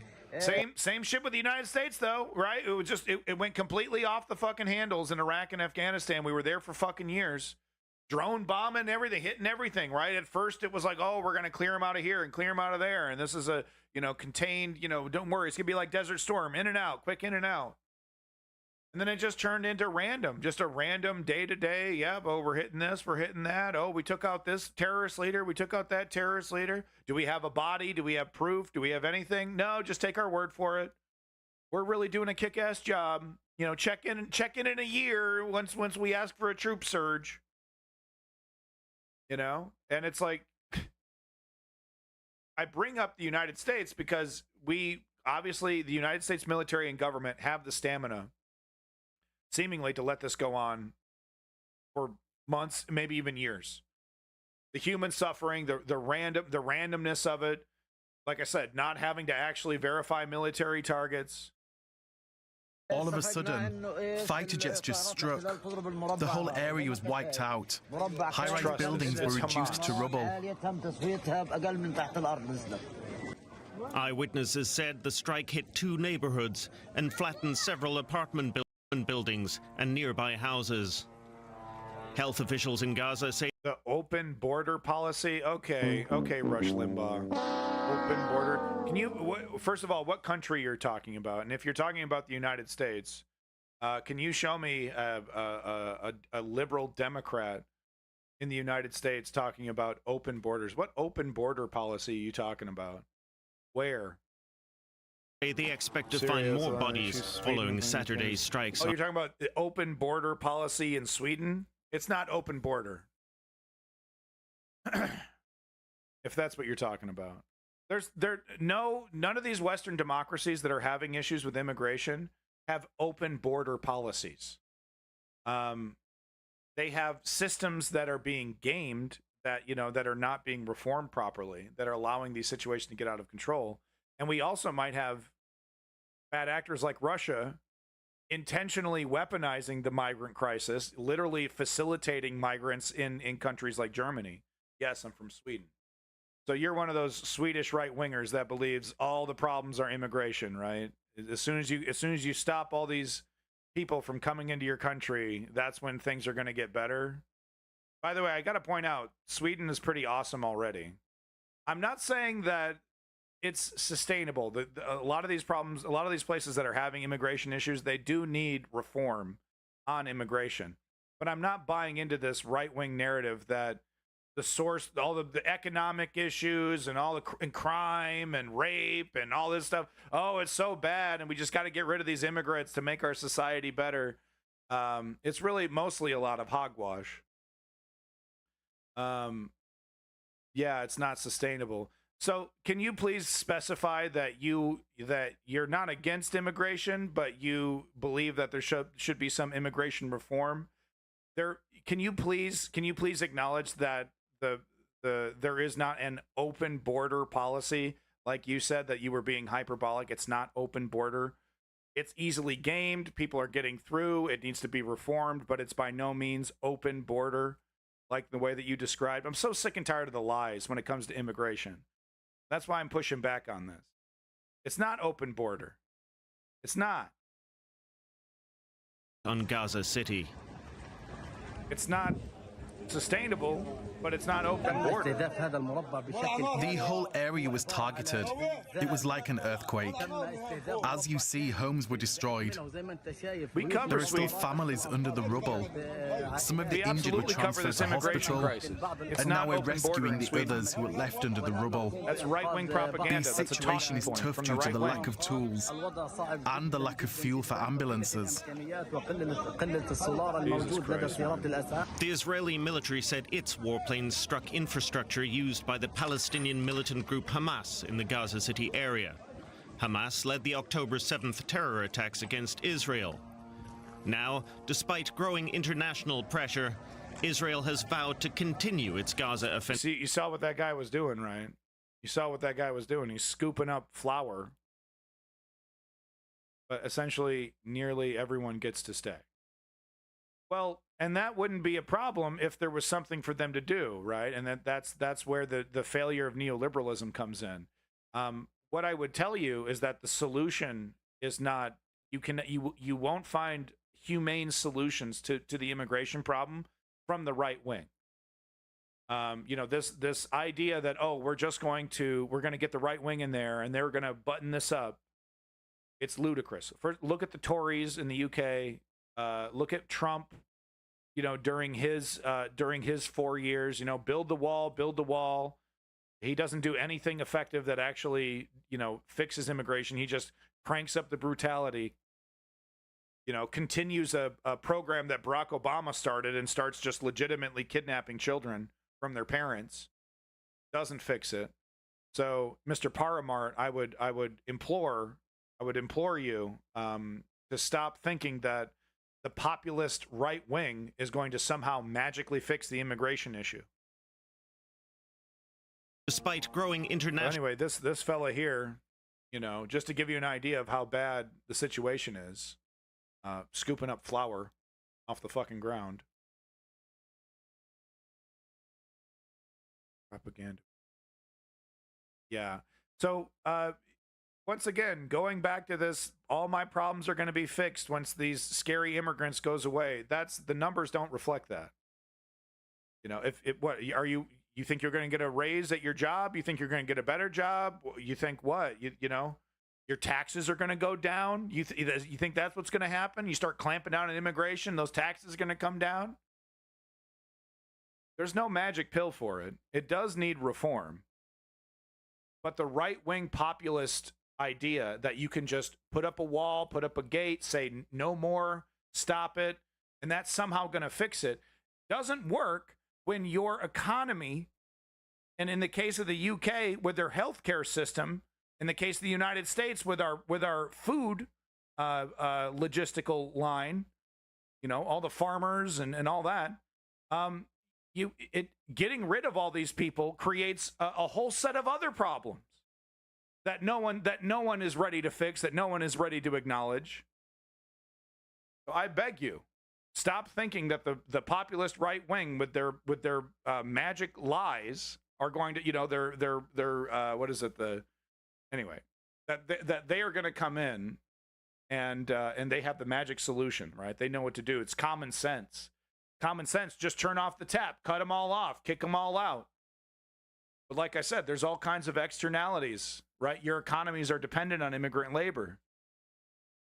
I didn't know I was going to have to pay more at restaurants. I didn't know that. I didn't know I was going to have to pay more for eggs and produce. I didn't know that. Oh, I didn't know that.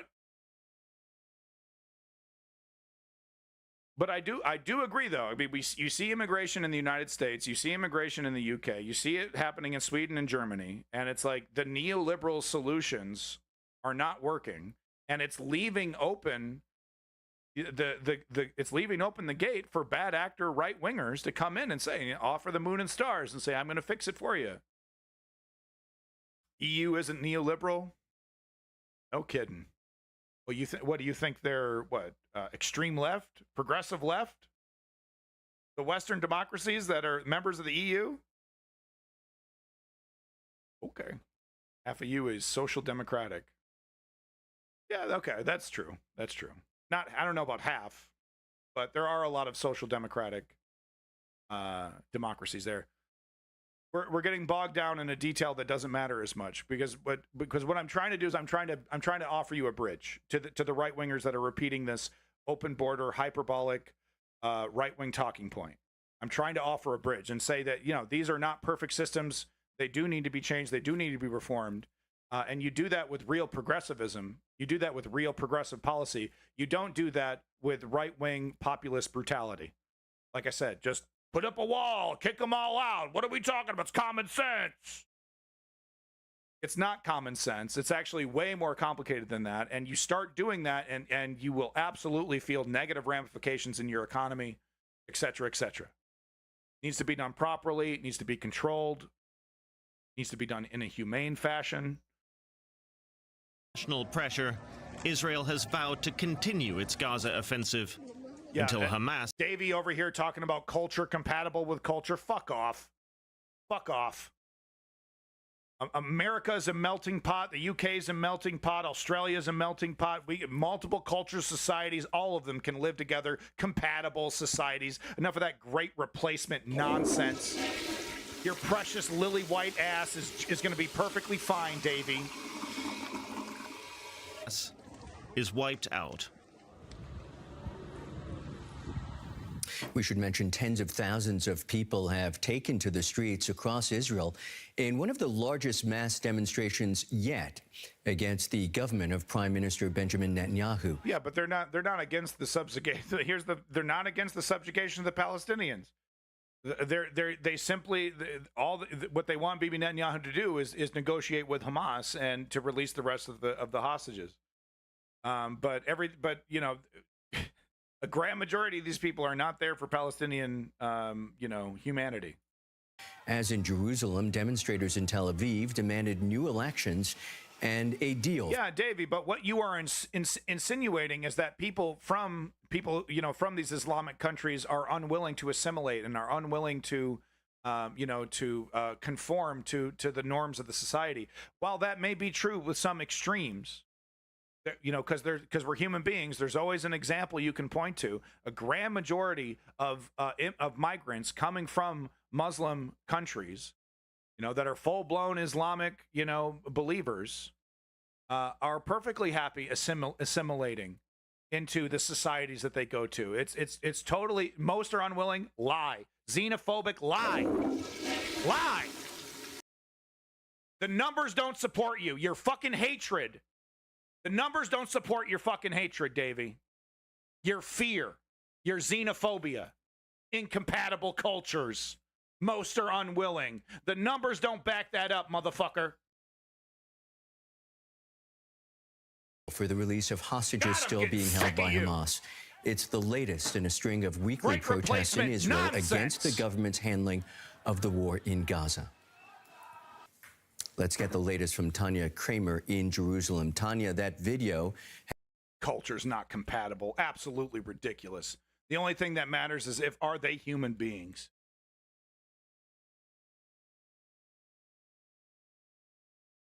If you go hardcore humanism, you just lose. Ridiculous. And this is the problem of the neoliberals and how they run things, or neoliberal adjacent in social democracies. But this is the problem. When the left fails, the bad actors on the right come in and say, yeah, well, it's racism. Yeah, they're brown. They say Allah Akbar sometimes. That's crazy. Yeah, people who speak English never say, oh my God. They never say God is, good in their own way. Fucking xenophobes. Bigots.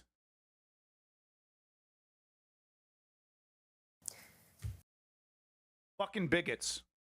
Incompatible cultures. Disgusting. The numbers back it up. Most of these people integrate. They learn English, they work hard, they become happy citizens. But no, you want to point to the outliers. Oh, they're the majority because it benefits your fucking disgusting narrative that's incorrect and not backed up by the numbers. Your fucking feelings. Once again, feelings over facts. That's how the right wing does it. Humanism doesn't work. Yeah. No, the only thing that works is a wall and a gun. That works so fucking well throughout history. Onto the new war. Israel's Prime Minister Benjamin Netanyahu says the intense phase of Israel's war against Hamas in Gaza is, quote, about to end. Speaking on Israeli TV, Netanyahu said the army is close to completing its current ground offensive in the southern city of Rafah, but maintains that the... Yeah, actually, it is xenophobic to look at a person's skin color or a person's culture and say, well, they're just not incompatible. Yeah, it actually is xenophobic. That's the canard from the populist right wing about immigration, right? It's just common sense. No, your xenophobic fear is not common sense. Actually, I live in a happy community, mostly of Indian people. I've never once experienced racism. I've never been, targeted because of my race. But no, the Nigel Farages of the world want you to believe that entire neighborhoods in the UK are no-go areas because there's migrants there that will attack you on sight. Disgusting racist, Nigel Farage. And if you agree with him, then you're just as fucking bad. And you're just as fucking ignorant. The fighting won't stop until the group behind the October 7th terror attacks no longer controls Gaza. He also warned more Israeli forces will move to the... People have a right to the religion of their choice. Even if you're anti-religious, people have a right to that. It's called democracy. It's called liberty. It's called free speech. On the flip side, though, religion or whatever religious institution doesn't have the right to change the laws that affect everybody. That's how it works. No longer controls Gaza. He also warned more Israeli forces will move to the border with Lebanon, where fighting with Hezbollah has escalated. No, they don't. No, you don't have a right to be intolerant. There's no such thing as tolerance of intolerance, you fucking bigot. You fucking racist. You want to wear that shit as a badge of honor, you disgusting piece of shit? There is no such thing of tolerance of intolerance. Oh, can't I be xenophobic and hateful?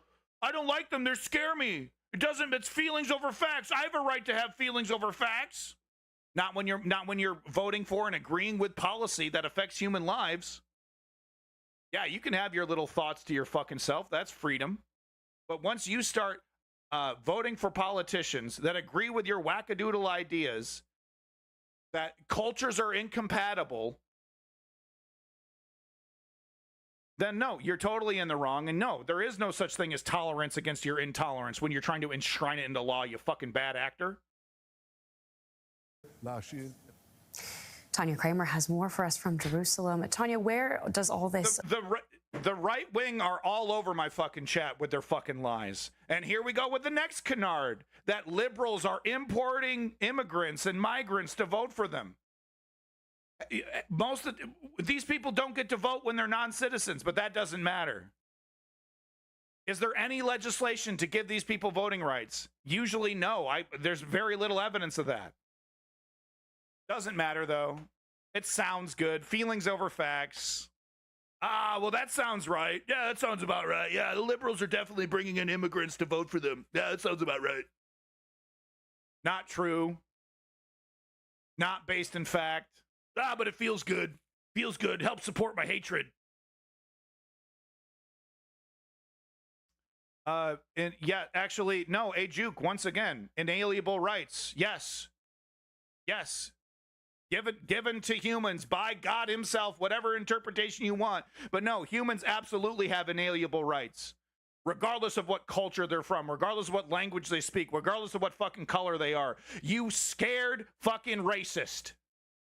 They absolutely have inalienable rights.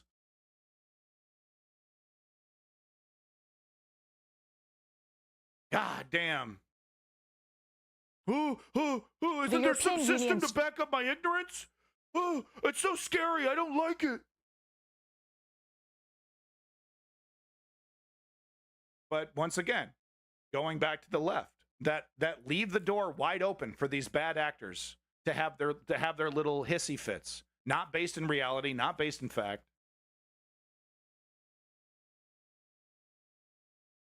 How many should we let in? 17. Would that make you happy? No, I'm still unhappy. I still need to find a reason why my life is so miserable. The economy sucks. I'm paying more for food and paying more for gas because brown people want a better life. Okay, buddy.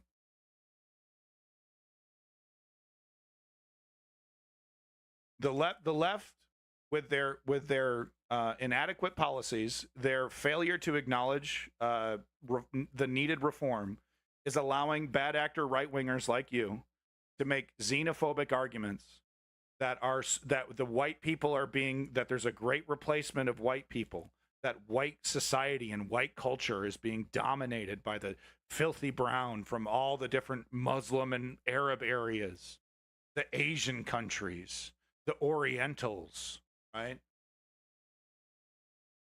My line, 499 million. That's my line. Are you happy? No, of course you're not. Of course you're not. There's no response to your question that would make you happy, that would satiate your hatred. And here's the thing: if the horrible thing that you want were to happen, where you were able to flip a switch and put up a wall and kick out all the foreigners, they don't have a citizenship, get the fuck out, kick them all out. Well, where's no more shawarma? Your restaurant bill doubles. Produce goes through the roof. The healthcare system, at least in the UK, collapses because it's heavily dependent on migrant labor, professionals from these dirty Arab countries that have dirty doctorates. Yeah.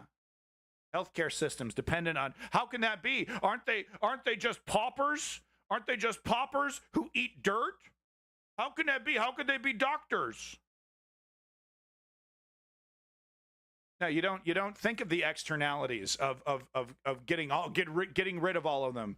And then once again, how in the fuck does that, you think that's going to lower your taxes? You think that's what's going to happen? You think that's what the conservatives are going to do? They're going to kick out all the brown people and lower your fucking taxes? You're a fucking joke.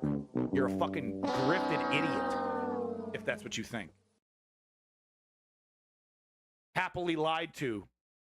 Hearing what you want to hear. Okay, here's my vote. Thanks for telling me what I want to hear.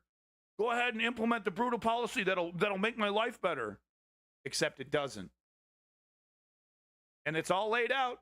The experts will tell you what it looks like when you don't have migrants and immigrants coming in and giving you cheap labor. I don't even support that system. I want them to come in. I want reform. I want them to come in within 6 to 12 months, have citizenship, become taxpayers, right? Not this indefinite, I don't know if you're ever going to be a citizen 8 years later, 10 years later, extend work permits. Nonsense. Get them in here, get them processed, make them a successful citizen, have them start paying some taxes. But no, the left, I don't know how to do it. And then the right wing come in, well, I know how to do it, Zeke Heil. That's how to do it. Put up a wall, that'll fix it. It's just common sense.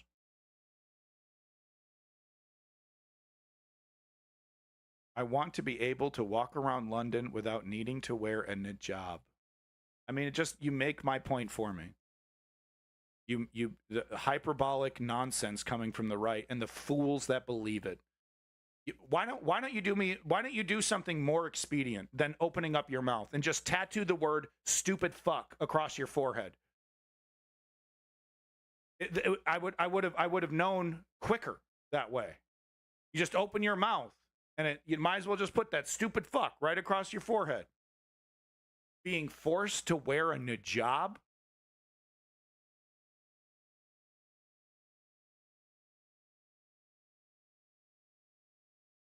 Okay, I've given you guys enough time. Goodbye. You're bigots. You're xenophobic. You're absolutely not willing to listen to the facts. It does not bother you one bit that getting rid of migrants isn't going to lower your taxes, isn't going to make gas more affordable, isn't going to, give you a raise at your job. It's not going to substantively lead to a better life for you, but you allow bad actors to grift you. You become useful idiots for characters like Nigel Farage to use fear and xenophobia to get your vote. Promising the moon and stars. Oh, I'm going to fix all your fucking problems.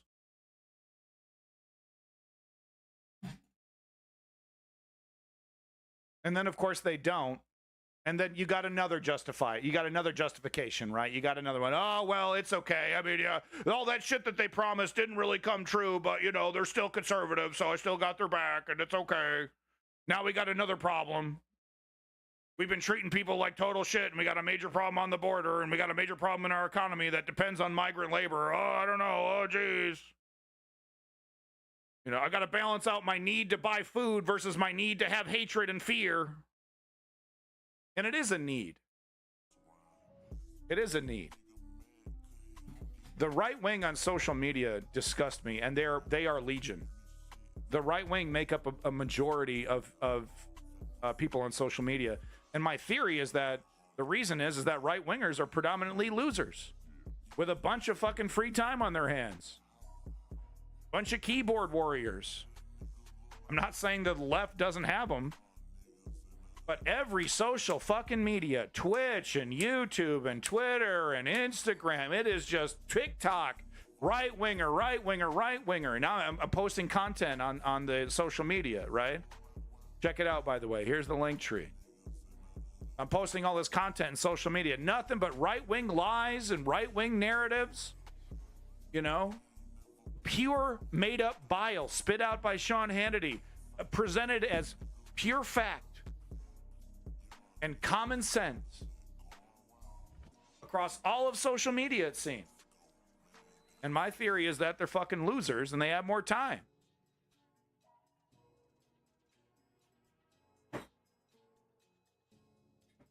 That's just me.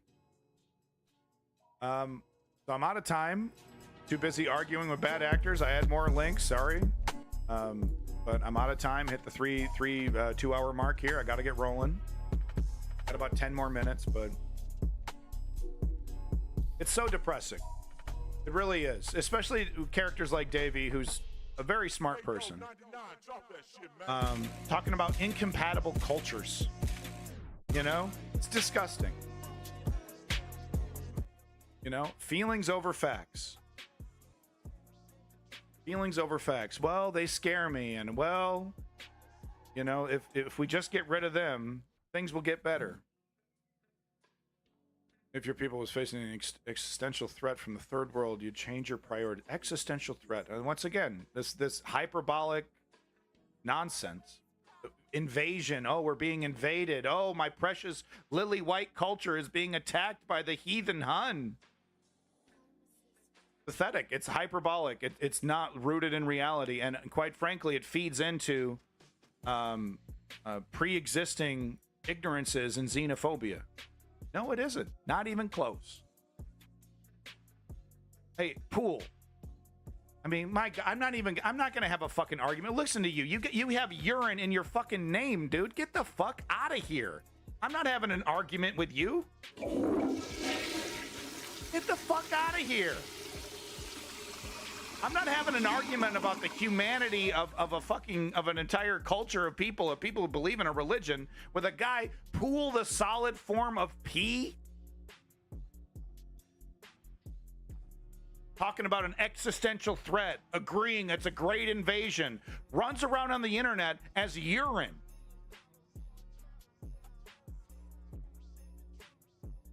I'm not having an argument with a person who identifies as urine.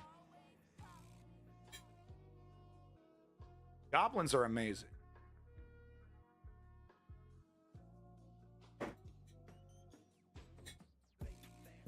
It's an invasion. It's an invasion. Oh, my precious culture. Oh, my culture. It's incompatible with these heathens. Stuffing his fucking face with fucking fast food. Talking about how he's fucking superior. I go around the internet as I have a urine in my name. I go around. I'm a pool of urine. That's how I represent myself, and I repeat right-wing talking points. And here's Davey learning nothing, repeating xenophobic ignorance. Just ignorant, man. Arab people are compatible. It's not their skin color. It's the values of Islam. No. Sam Harris talking point. Totally ridiculous. You know what that mentality, that feelings over facts mentality does? It creates laws that says it's okay to be Christian, but it's not okay to be Islamic. That's what your feelings over facts mentality creates. Because that's who you support. Those are the politicians you support who feed into that ignorance of yours. Who feed into that fear of yours, Davey. Right? The right-wing politician says, "Oh yeah, you're smart to be afraid of Islam. And you're smart to vote for me because I'm going to create special rules for Islamic people that Christian people don't have to worry about."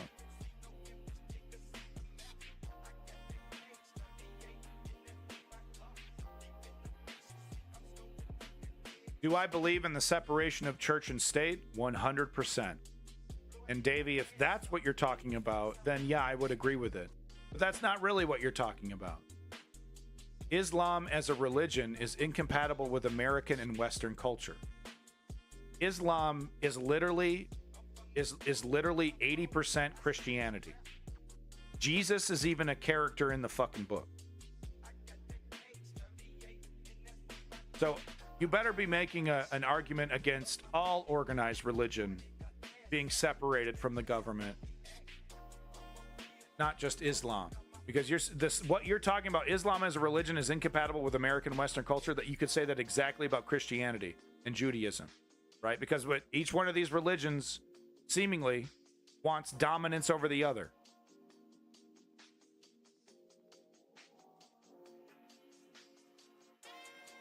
I will not accept bigotry in my chat. Even if it's for religion that I fucking hate. I hate all religion. All of it needs to go right in the dumpster. Leave the art. Leave us with the art. That's fine. You want to pray? Pray away. Get the fuck out of my government. And that goes for all religion. But if you want to say Islamic people are more incompatible with Western democracy than Christians or Jews, and you're a bigot. Those three religions, like I said, are like 80% same exact thing. They have a Moses character, they have a resurrection event, they have a fucking walk on water event, they got a fucking Noah's Ark event. Literally, look it up. Listen, there are fucking theologians who go over this, how these religions are almost carbon copies of each other. So Davey not saying that. So Davey saying, I am a bigot. I think people from Islam are more dangerous than people of other religions. Congratulations, you bigot.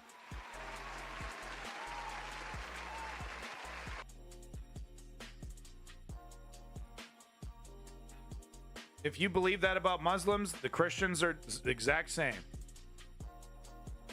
If you believe that about Muslims, then the Christians, the Christians and the Jews, the exact same thing for them. Same shit. There's nothing especially more dangerous, because that's the argument from the characters like Sam Harris, is that, well, I'm not against religion, but you need to identify that the Muslim religion is just inherently more dangerous. Sharia law. It's not the story of Islam I have a problem with. It's Muslim leaders enforcing their restrictions. We can do the same with Christians who also force restrictions. Okay. Yes or no?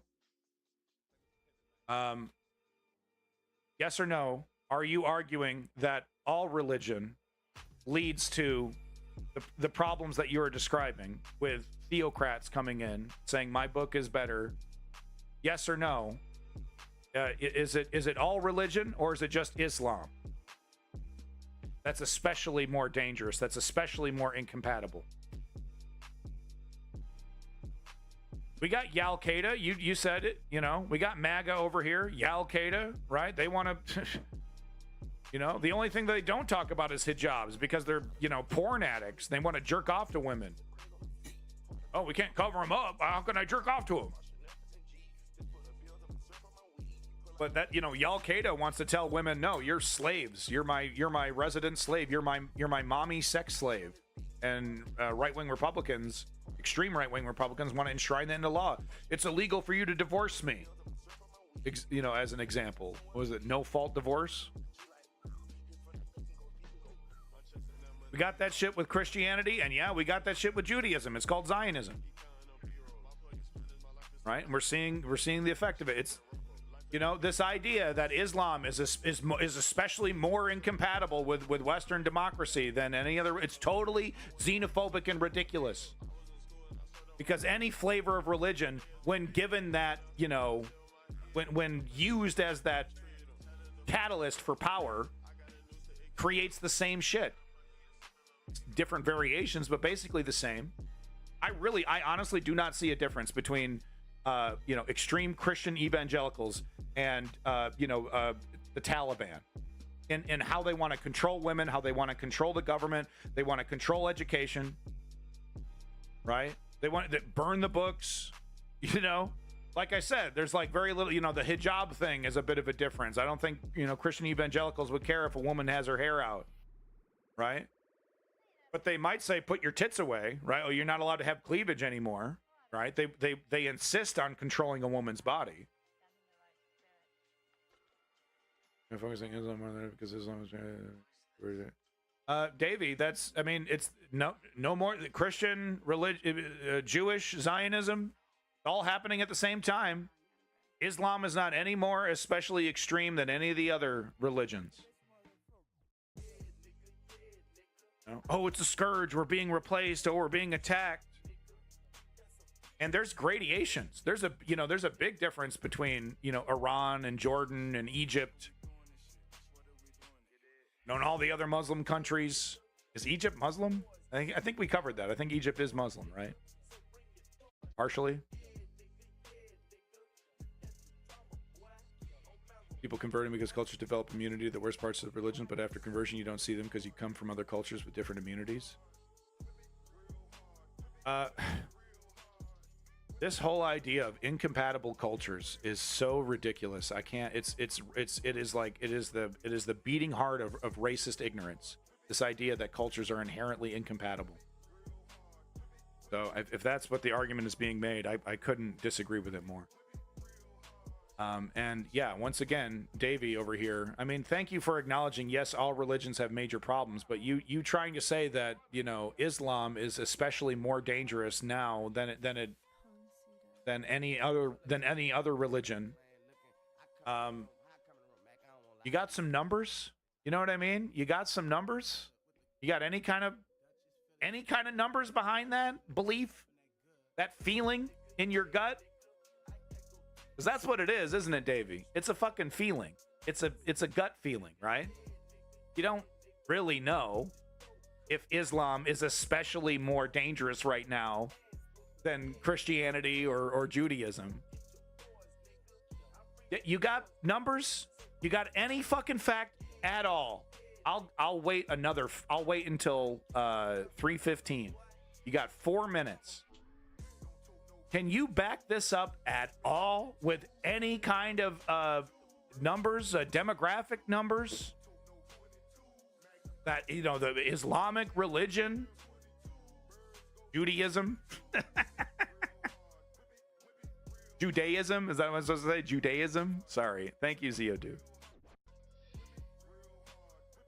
Is there any demographic information whatsoever that can back up this right-wing talking point that Islam is more dangerous than any of the other current, theocratic, pseudo-theocratic governments?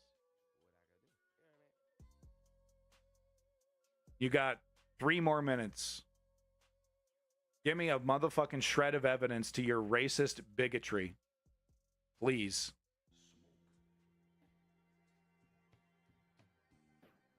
When I meet people with religion in their minds, I feel bad for them. I feel like they have an emotional disease. Look, I don't agree with religion, but I also understand the value of religion, because there is something that it can fill a hole, and I believe in liberty. I believe in free speech. I believe in people having the right to be wrong. People having the right to believe ridiculous things. They have a right to do that as long as it doesn't hurt other people. And that's where the separation of church and state comes in, right? Because it's like, yeah, believe in your sky god, believe in your book, but keep that shit out of my government. I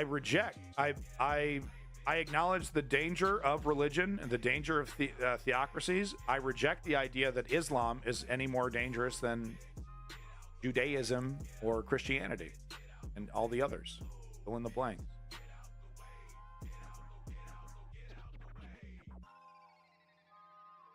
Yeah, well, Kissing Gonzo, I appreciate the positivity. Thank you for the kind words. I'm not a genius. But what I do think is a major problem right now, especially amongst the left, is a overcomplication of things, a mystification, right? We almost gaslight ourselves, trying to understand the philosophical answer of literally everything.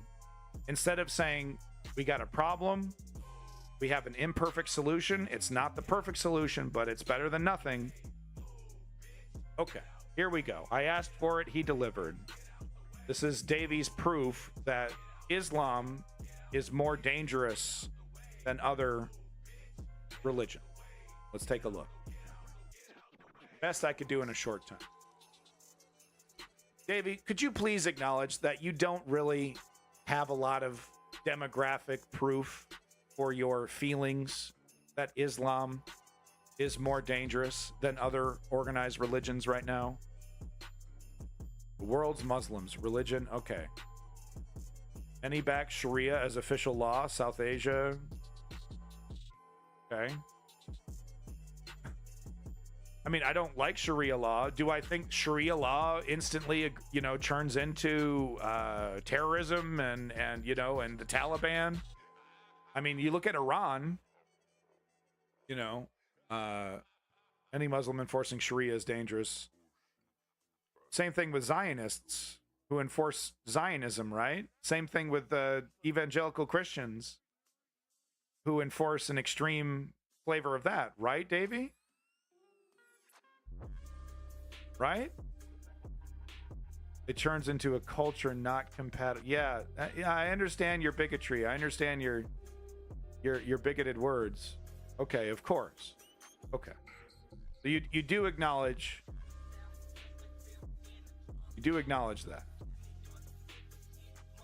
I mean, I do agree Sharia law is not compatible with democracy. Sharia law is theocracy.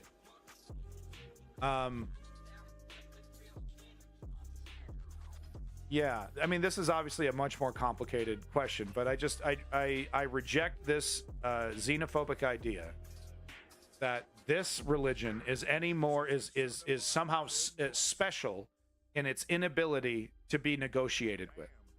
We have hard evidence that one of the most brutal and disgusting theocracies on planet Earth, Iran, after much negotiation, was okay with rules being set about their nuclear program, having dirty white Christian Americans come into their nuclear power plants to do inspection.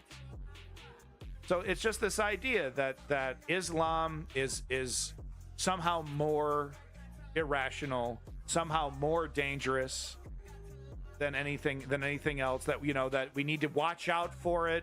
We need to watch out for accepting the Muslim religion into our cultures. It's inherently incompatible. Bigotry. That's bigotry. Right? If I would say that you're less bigoted if you're like some freak who's like, no religion, you're not allowed to be religious at all. All religions need to be banned. I would say you're less bigoted, right? But if you're like what the position that Davey is taking, which is that you got to watch out. Look, Christians, extreme Zionism, all these other extreme flavors of religion. Yeah, that's pretty bad, and I don't like it. But you need to be especially scared of Islam. You need to be especially scared of Muslim people, right? You got to be especially scared of this religion because it's even more incompatible with whitey. That's just a total fucking that's ignorance. That's ignorance. I can't say it enough. That's ignorance. It's feelings over facts, man. Feelings over facts. What are we supposed to do? Invade a country like Vietnam and stop the scourge and spread of communism? We supposed to invade these countries to stop this? Okay. All right, we got ourselves another link. I really do need to get going. Patterns of violence and extremism. Okay. I mean, this is, look, this is too big of a question to be yes or no with a single article, even though this is what I asked for, so to be fair. But like I said before, though, like this, once again, the bad actors benefit from the mystification of this, from the complication of this, right? Islamic State's total of these incidents, 73% global total, according to the... Davey, would you consider the military-industrial complex to be a Christian, an extension of Christian religion? It kind of depends on your definition, right? Dominated by violence in larger Muslim states by the extremist movements that claim to be a resort. It shows the START database shows 70,767 terrorist incidents. Okay. Yeah, so yeah, no, I do not believe that the Islamic religion, Islam, is more inherently violent. I will go ahead and give you the benefit of the doubt because I did ask for the information. I'll go ahead and agree with you that maybe there are more Islamic people, more Muslim people committing terrorist acts.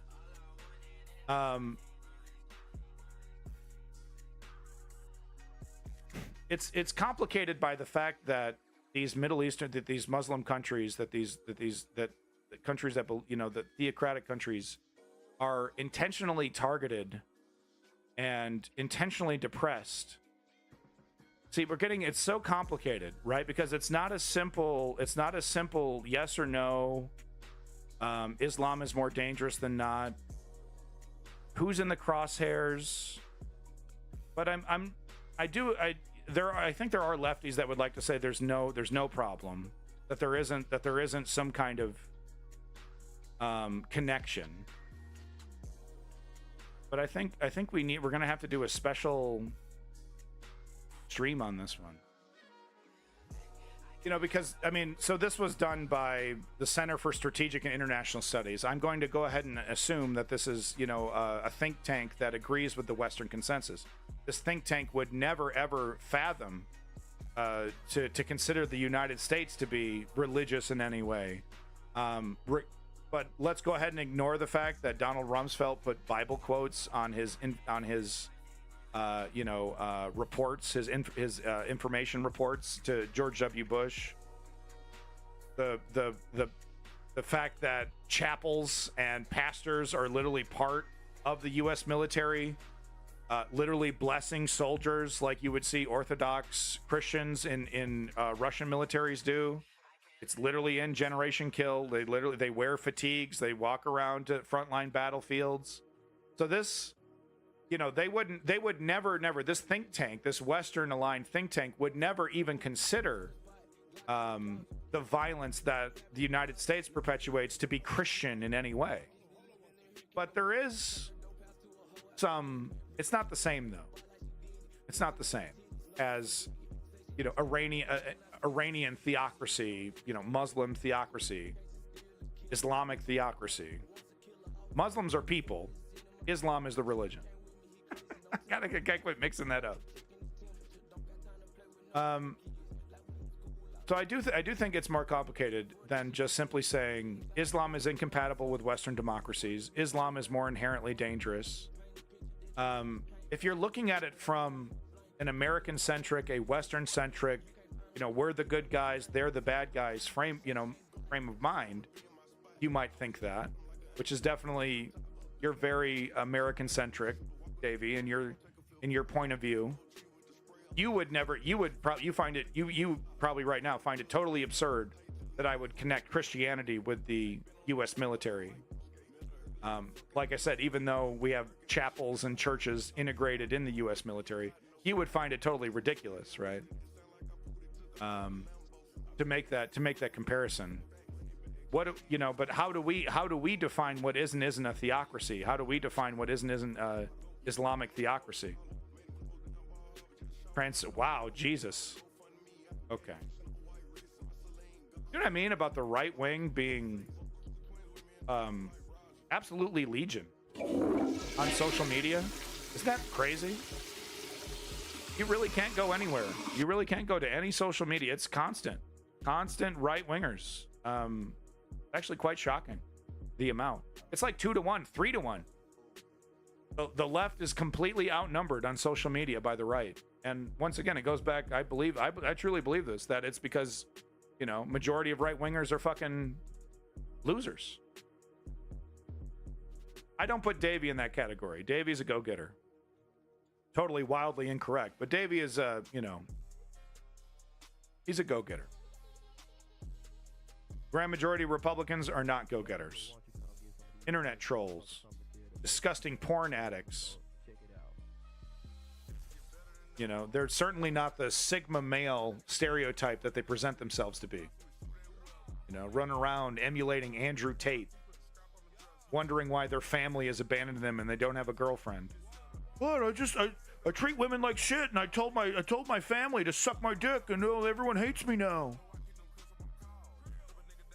No, there's nothing. I mean, well, I'm not a fan of exploitation. I'm not a fan of women, you know, being put in a position where they might not want to do things that they don't want to do. They feel pressure to do that, and it's undeniable to say that the porn industry doesn't do that.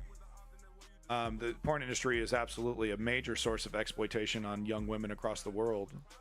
Human trafficking, of course, being an issue. At the same time, I believe in liberty. I believe in free speech, of course. So I believe in pornography being legal. But I would like to see more attention on the inherent exploitation of it, and the fact that, you know, young women sometimes feel it's the only avenue for them to make a success of themselves. So, you know, some of those women, maybe they wouldn't want to do what they're doing on camera if they had better opportunities, if they had a better, you know, better economy. better social mobilization, right? From the bottom up. Anyway, no, Davey, maybe I was a little heated. If you're still here, I know that everyone else is gone. I still believe your view is bigoted and xenophobic. I'm not taking that back.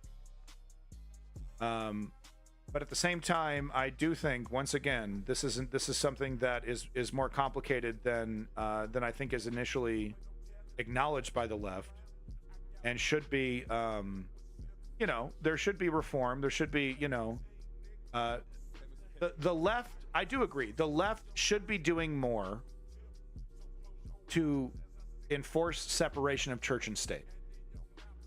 Right? I think that would be, you know, unbiased, right? Just be unbiased about it. And I think you can agree with that. Wow, that's awesome. That's a fun project for a Monday.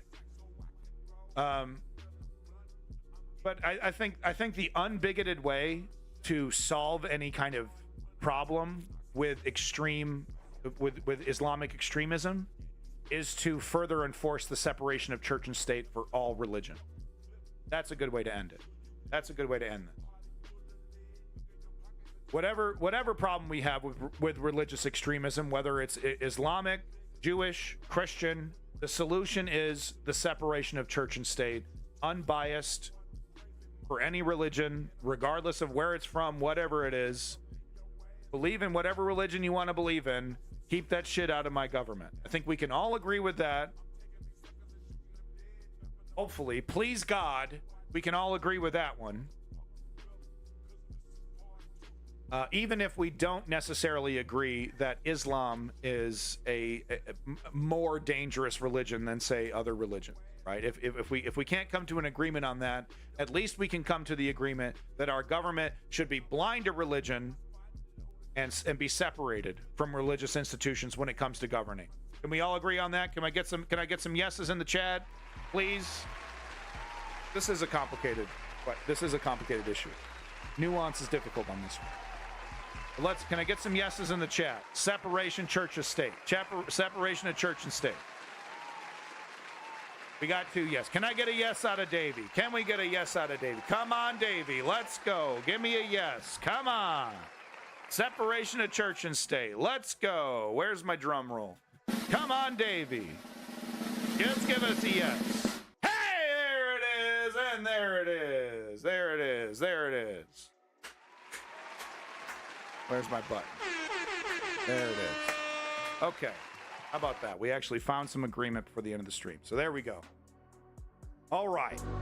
Peace in that motherfucking Middle East. Glory to the Ukrainian democracy. And let's not forget the only solution to our political problems.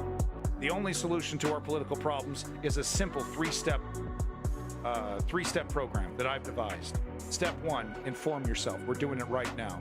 Step 2, join a progressive or political organization in your area, whatever it is. Become a political activist. Put your name down. And step 3, put in the fucking work. Show up. Donate. Read those emails. Meet here, meet there. I need signs for this. Someone needs to drive someone here for this protest. Become the political activist and ask yourself what you're doing. What am I doing for the political movement of my choice? What am I doing to create change? How am I planting trees that my child will enjoy?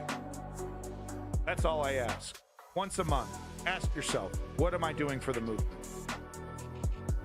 Coogan Swoot, big props to literally everybody. I have no time to give individual props, but you know who you are. Lenny, Kissing Gonzo, Chem Goblin, Vizon, Zio Duke, Ajuke, you seem all right. Davey, left-handed, thank you. Ajuke agrees. You seem all right, Ajuke. We'll get back to the props for you. Never forget, brother, big props. But no, big props to Lenny, of course, #1 financial contributor to the stream. Judaism. Judaism. Lexum. Big props to you, Lexum. Big props. Peace in that motherfucking Middle East, folks, and glory to the Ukrainian democracy. We'll see you again very soon. More news. News Underground. Like and subscribe. Please. Please. I'll give you the link one more time. Like and subscribe, folks. Here it is. Please. Please. Oh, God, please. I'm almost up to 10 Instagram followers.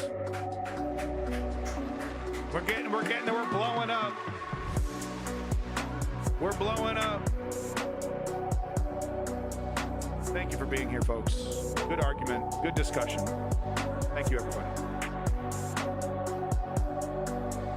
I will. Ken Goblin, you're right. Thank you again, CO2. Thank you.